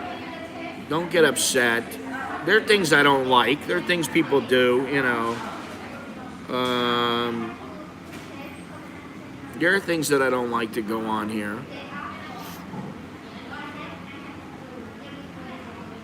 But, really, the amount of problems that I have here are very, very few. The only problem is me. That's the problem. I'm the problem. 99% of the problem, if there's a problem, I'm the problem. It's in my head. And that's how it'll be here. You get sick of things. You get sick of seeing stuff. You get sick of hearing stuff. You think I like the dual pricing? Of course I don't. Especially when I'm with my family. If I'm with my family and they're all getting charged the Thai price, and then I go, wait a minute. These kids are half Thai, half American. I'm their father. I've been living here for probably longer than. Now I'm starting to go. I've been here longer than you've been alive. You know. Good morning. Good morning. Good morning in Texas.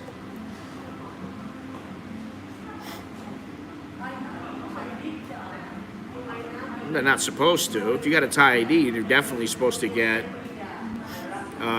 You're supposed to get the Thai price, but I mean, I get the Thai price. I'd say I get the Thai price about 70% of the time. If not for any other reason than just I speak Thai to them, they hear the way I speak Thai, and they give me the price, or because, you know.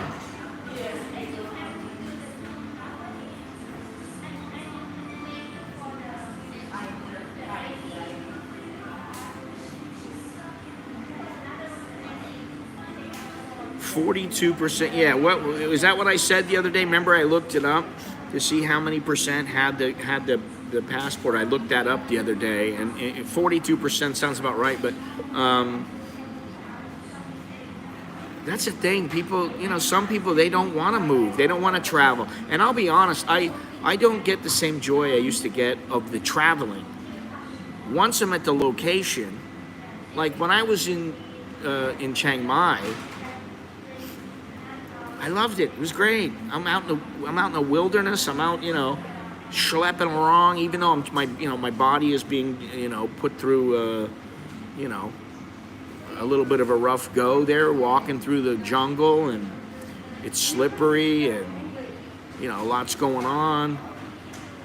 Or I'm driving around, and we're going to these beautiful places. I mean, you know, and even just walking around, it was nice.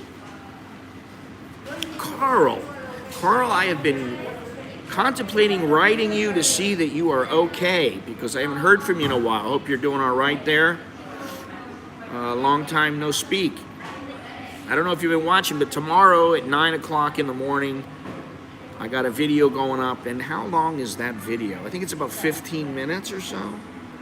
And it's of the trekking that I did and the kayaking I did. Let's see here.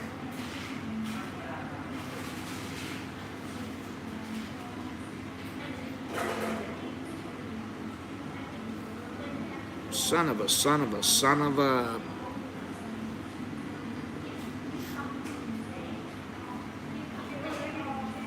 Everybody's speaking English. It's so foreign to me to hear all these things. Let's see here.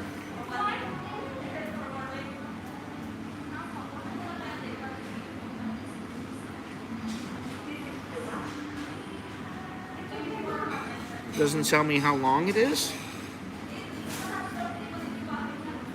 I think it's 15 minutes, whatever, all right?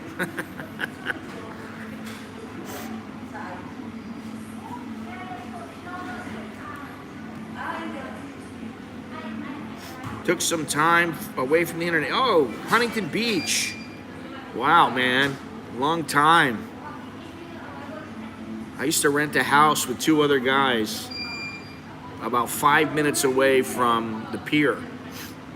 And, you know, if I had stayed there, that's around the time, that would have been around the time, a few years after I was there. Would have been the time that, like, Tank Abbott and Tito Ortiz were down there. I could have sworn that,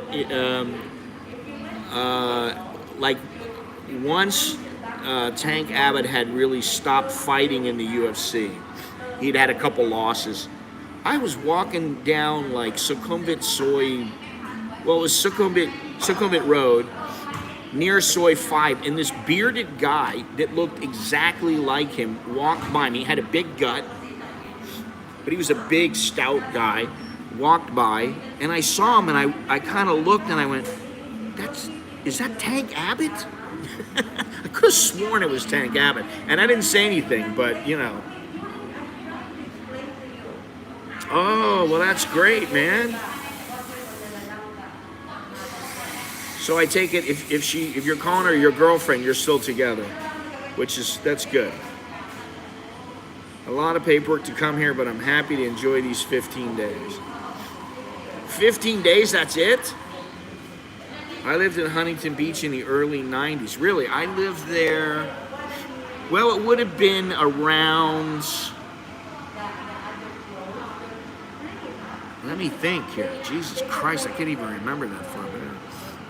I think it would have been the late 80s, early 90s. There used to be a bar right there on like the little street that was straight down from the pier. And it used to be jam-packed all the time. I used to go there all the time. Drink beer and shots and whatever. And I used to go to, what was the name of that? I don't remember the name of the club. But afterwards we would go to Charlie's Chili. And I think that was Newport Beach.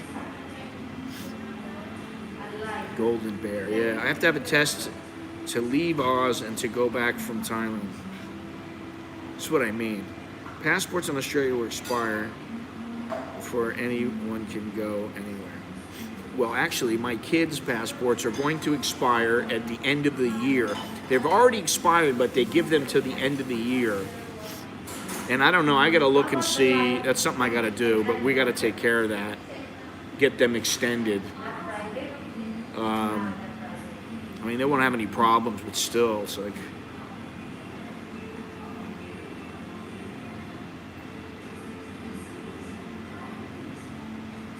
What was the college there? Golden West?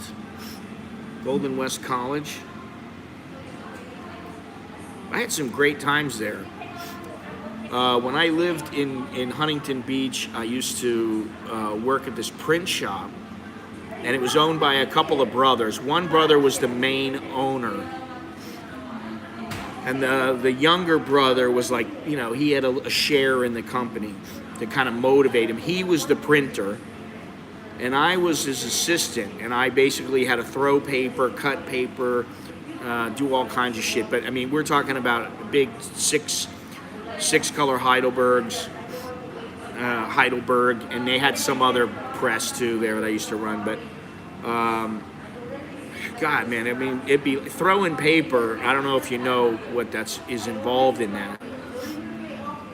First of all, you got to make sure that the paper is good and isn't warped and all that, which generally that's fine, but throwing the paper, you get big thick stacks like this. I couldn't do it now. And you got to fan it to get air in between it and then throw it up onto this stack. And there's a huge stack. It's like 2-3 feet tall, full of paper. Set up the press, do all this. I used to do all that shit. The happiest former president is thrilled with Joe. Jimmy is no longer the worst president. Thanks, Joe. I take it you don't like him, Jim. Is California worth it to live there? Well, it was when I lived there. I don't know about now. When I went there, it was still known as being a very nice, progressive place, but it wasn't way far left. Like, at least I wasn't aware of it back then. Chatter had comment, did you ever wake up with a red bread? Do I want to know what a red bread is? I don't even know. Wow, the United States cost 110 US dollars. That's what it was the last time I got my passport extended. What have I had now? 4 passports? Something like that. One of them I dumped cologne all over it. And so it always smelled like cologne. Red beard. No, I never woke up with a red beard. And I go back and forth every day about, should I shave it, should I not? Should I shave it, should I not? Every day I go back and forth with that thought. But I'm telling myself I want to let it grow out another ½ inch or so, which should be about a month. And then I want to go in and get it shaped and trimmed and get the beard oil and all that stuff and see how it looks. You know? Makes things a little difficult with the mask, which is fine with me. $320. Jesus Christ, man.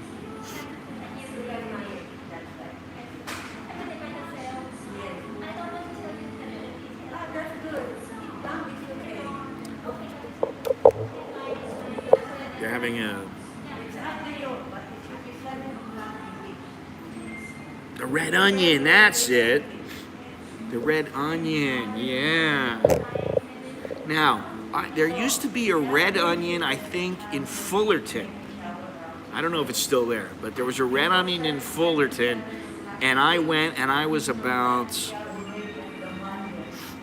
23, 24. I was in probably the best shape of my life at that point. I know what red beard is, and I've never had one, and nor do I want one. And I went for some contest, the Man of the Month contest. That was a long time ago.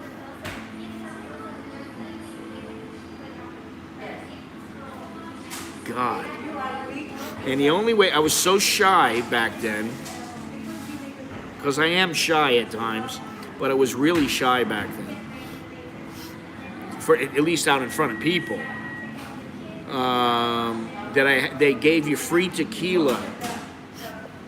They gave everybody a bottle, and they go, if you need this, you can have, tequila before you go out, and you do your little, dancing thing or whatever. And I pounded a couple of shots, and I was like, well, we're not going to explain what it is. Look it up, Be So Hungry. If you don't know what it is, you got to look it up. We're not going to discuss it. That's crossing a line. We don't need to know about that. So an international driving license is 50 Aussie dollars, but a passport is $320. That's just crazy.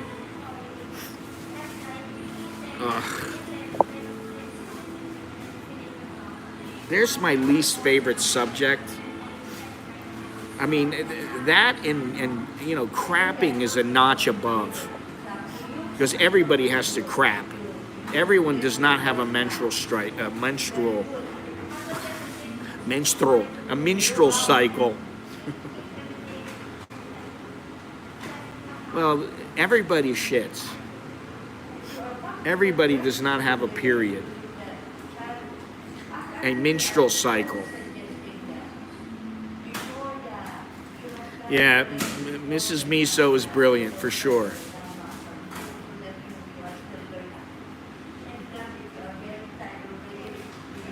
God, I can't believe I went out with my wife and her two friends to dinner in Chiang Mai. Because I was the only male there.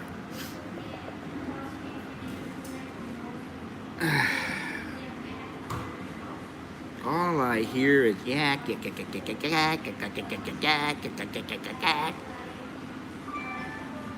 nonstop. And I'm just sitting there, you okay? Are you okay? Tomorrow at 9 o'clock. Tomorrow at 9 o'clock, the kayaking, the trekking. Hopefully you guys will like it. You'll love it.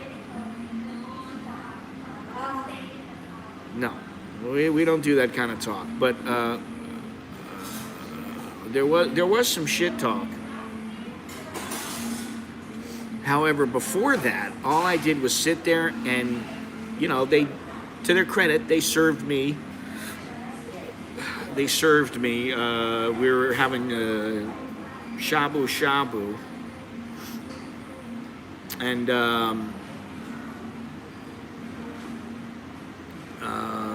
I just sat there and let them serve me and just ate and listened to them and didn't say much of anything. Once we started talking about the shit, and then I got going.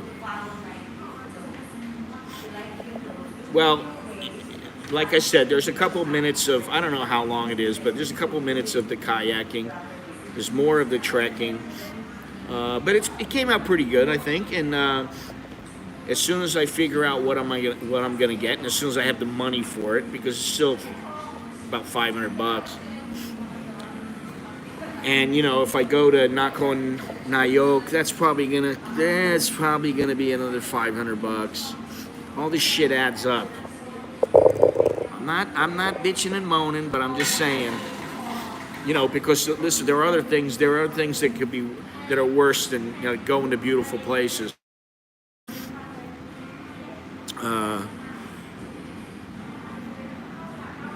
Yeah, well, we had the shabu shabu, and they were serving me. I let them yak yak yak all they wanted, and I just ate. My wife and I had shabu shabu. I do have some video of that, actually. We also had dims what the hell is it called? All you can eat dim sum, which I already told you guys about. Pretty crazy. So I think that's they're bailing.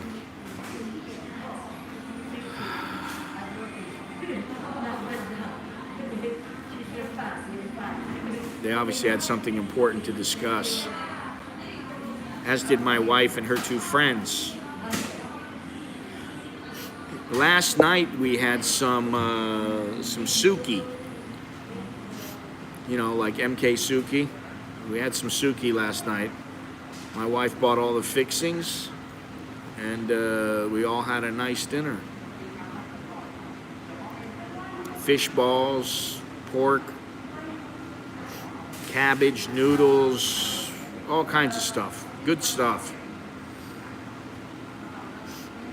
And we would have had shabu shabu, except the thing that we grill the meat on, for some reason, it was fried. It didn't work anymore, so now we're gonna have to get another one.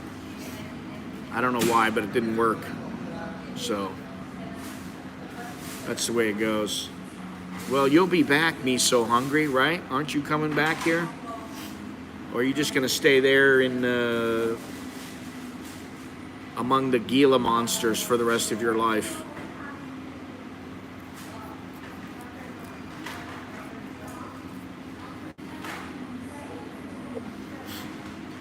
The heat, every once in a while gets a little bit hot. It hasn't now because now we're not in the hot season.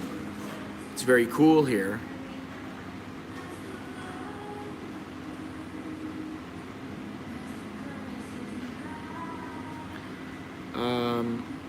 But you know, if it gets a little more, yeah, I know where you are.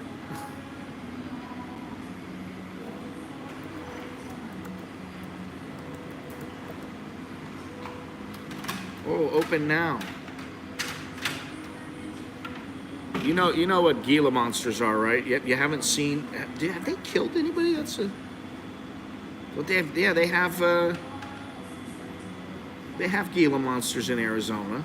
I knew they did. Has a Gila monster ever killed a human? Although a Gila monster bite is extremely painful, none has resulted in a reported human death.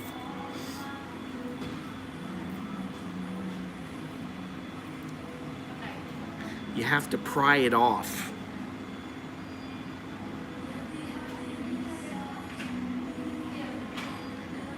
They are venomous, but usually not aggressive. Picking one up is illegal and dangerous, and you will have to pry them off. And that will only result in increasing its agitation. Good luck with that. Oh, God. Coyotes suck. I ain't going back to California until this pandemic is over, if it's ever over. Women cackling, eating shabu shabu is music to my ears. You know, I'm not even going to go there, Gennaro. I can't win. You can never win. You can never win with the women. If you're outnumbered 3-1, you just let them be. That's the best thing you... Now, should I say this? Maybe I'm going to say this no matter what. No matter what the outcome. I'm going to say women can be like snakes. in that, you know, well, I don't know that I would say a snake is a wonderful animal, but they are a part of nature. They are necessary to the ecosystem. However, if you see one, you don't mess with them. The same thing goes with women. You don't mess with them. You leave them alone. Let them do what they want to do, and you see how they're going to act. If the snake wants to curl up next to you, next to your feet, and relax, they're kind of like a cat. Maybe that's a better way to put it. They're like cats. You start messing with the cat, and the cat might scratch you. Just let them be, and they might curl up right next to you, and you know, all is well. Medusa, you mean? No, a Gila monster. I don't think a Gila monster is like Medusa. What the hell's the Medusa? Like the snake thing? Snake lady? Snakehead lady, yeah. Yeah. Winged human females with living venomous snakes in place of hair. Those who gazed into her eyes would turn into stone. As opposed to shitting a brick when a Gila monster bites you on your inner thigh. Oh, that would be painful. You know, the soft, fleshy, sensitive part of your thigh, right up there next to the package. If one of them bit you right there, ooh, ooh. Can only imagine. I like to, happy wife, happy life. Well, you know. You know. I like to see my wife happy. Makes things easier. She's unhappy. Seldom is she unhappy, fortunately.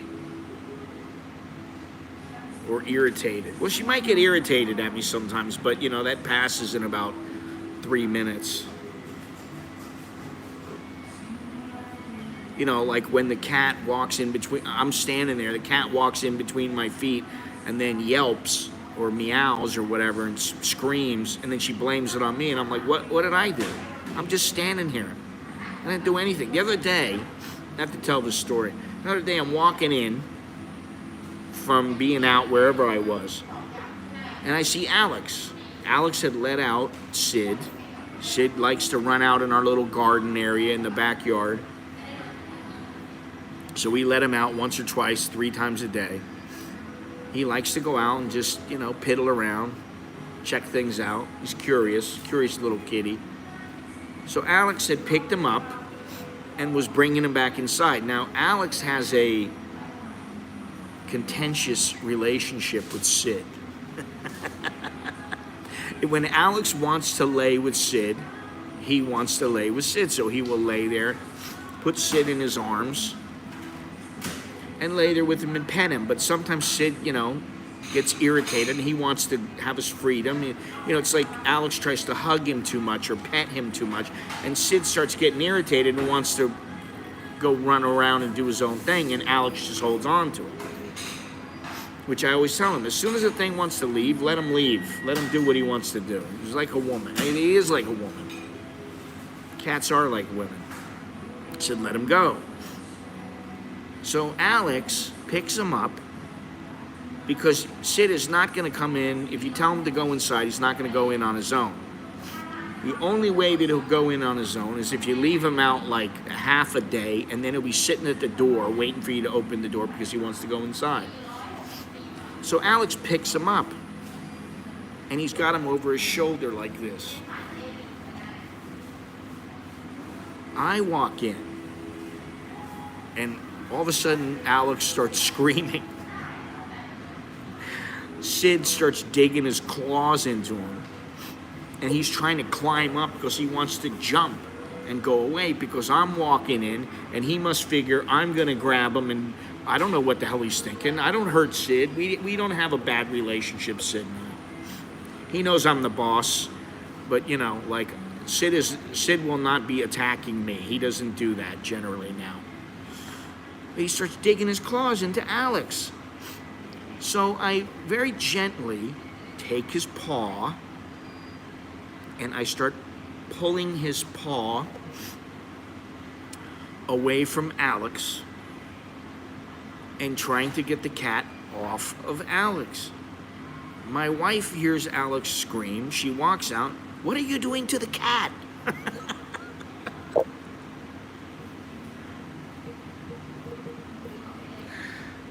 What are you doing to that cat? Leave the cat alone. I'm like, wait a second. You need to calm down and just be quiet for a minute.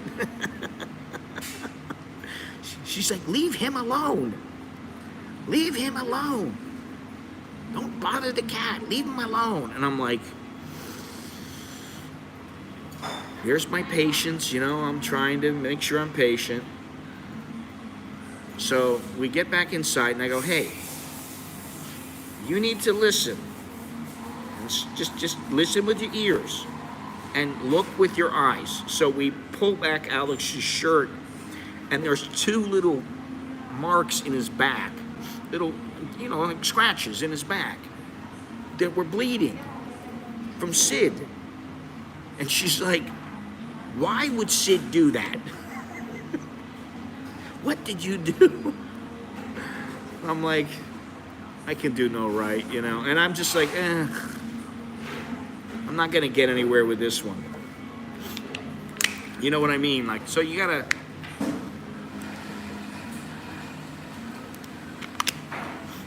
know when to hold them and when to fold. Something like that.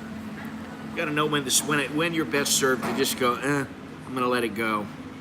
And Alex looked at me, he's like, he's trying to tell her, Sid was scratching me, he hurt me, really, look at my back. He's got blood dripping off of him, and she's blaming me for what Sid's doing to Alex. Anyway. All right, well, I don't know, we got anything else to talk about? I got no poo subjects. I got nothing to really relate about travel. Still looking into the whole knock on Nyoke. It's going to be another week or so before I start figuring that out. Tomorrow, 9 o'clock. I think it's about 15 minutes. The video from out in the wilderness, out in the jungle. Some of the footage is pretty cool. And then there should be another video, I think on Saturday. Yeah, that's about it. All is good here. I don't think Thailand's gonna, in wrapping up, I don't think Thailand is ever going to be the same as it once was. I don't think it's gonna be the powerhouse. I think there are other places that people wanna go. I think it will get back to maybe 80% of what it was before. I think it's going to take years. I think it's going to take years. And for expats, I don't think they're going to do a whole lot more. I know that, you know, the talk was about raising the amount of funds that are put into a Thai bank account and all that kind of stuff. I haven't seen anything else about it. I haven't seen anything else about this Thailand Transformation Fund. I haven't seen any more about a lot of things. So I think sometimes the news just wants to come out with stories that are maybes as opposed to they're going to happen because they need content.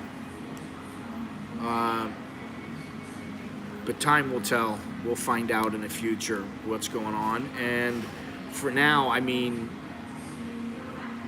I think, you know, most of the people in here who are fairly seasoned travelers or who have been to Thailand a few times know that you know, you could come here now and it wouldn't be a real issue, or you could come in a couple of months and it'll probably be less of an issue.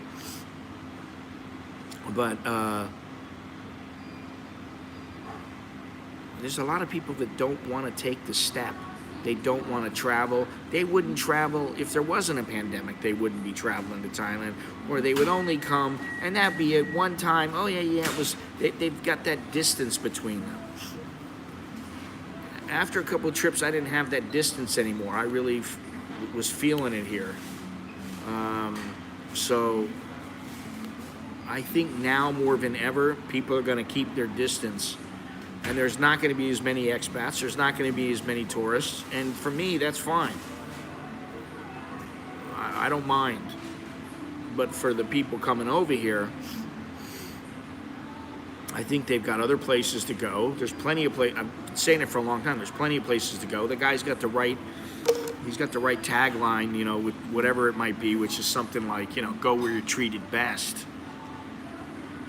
Once you're here, Thai people treat you really well. I mean, you know, they're very easy to get along with. So, I'm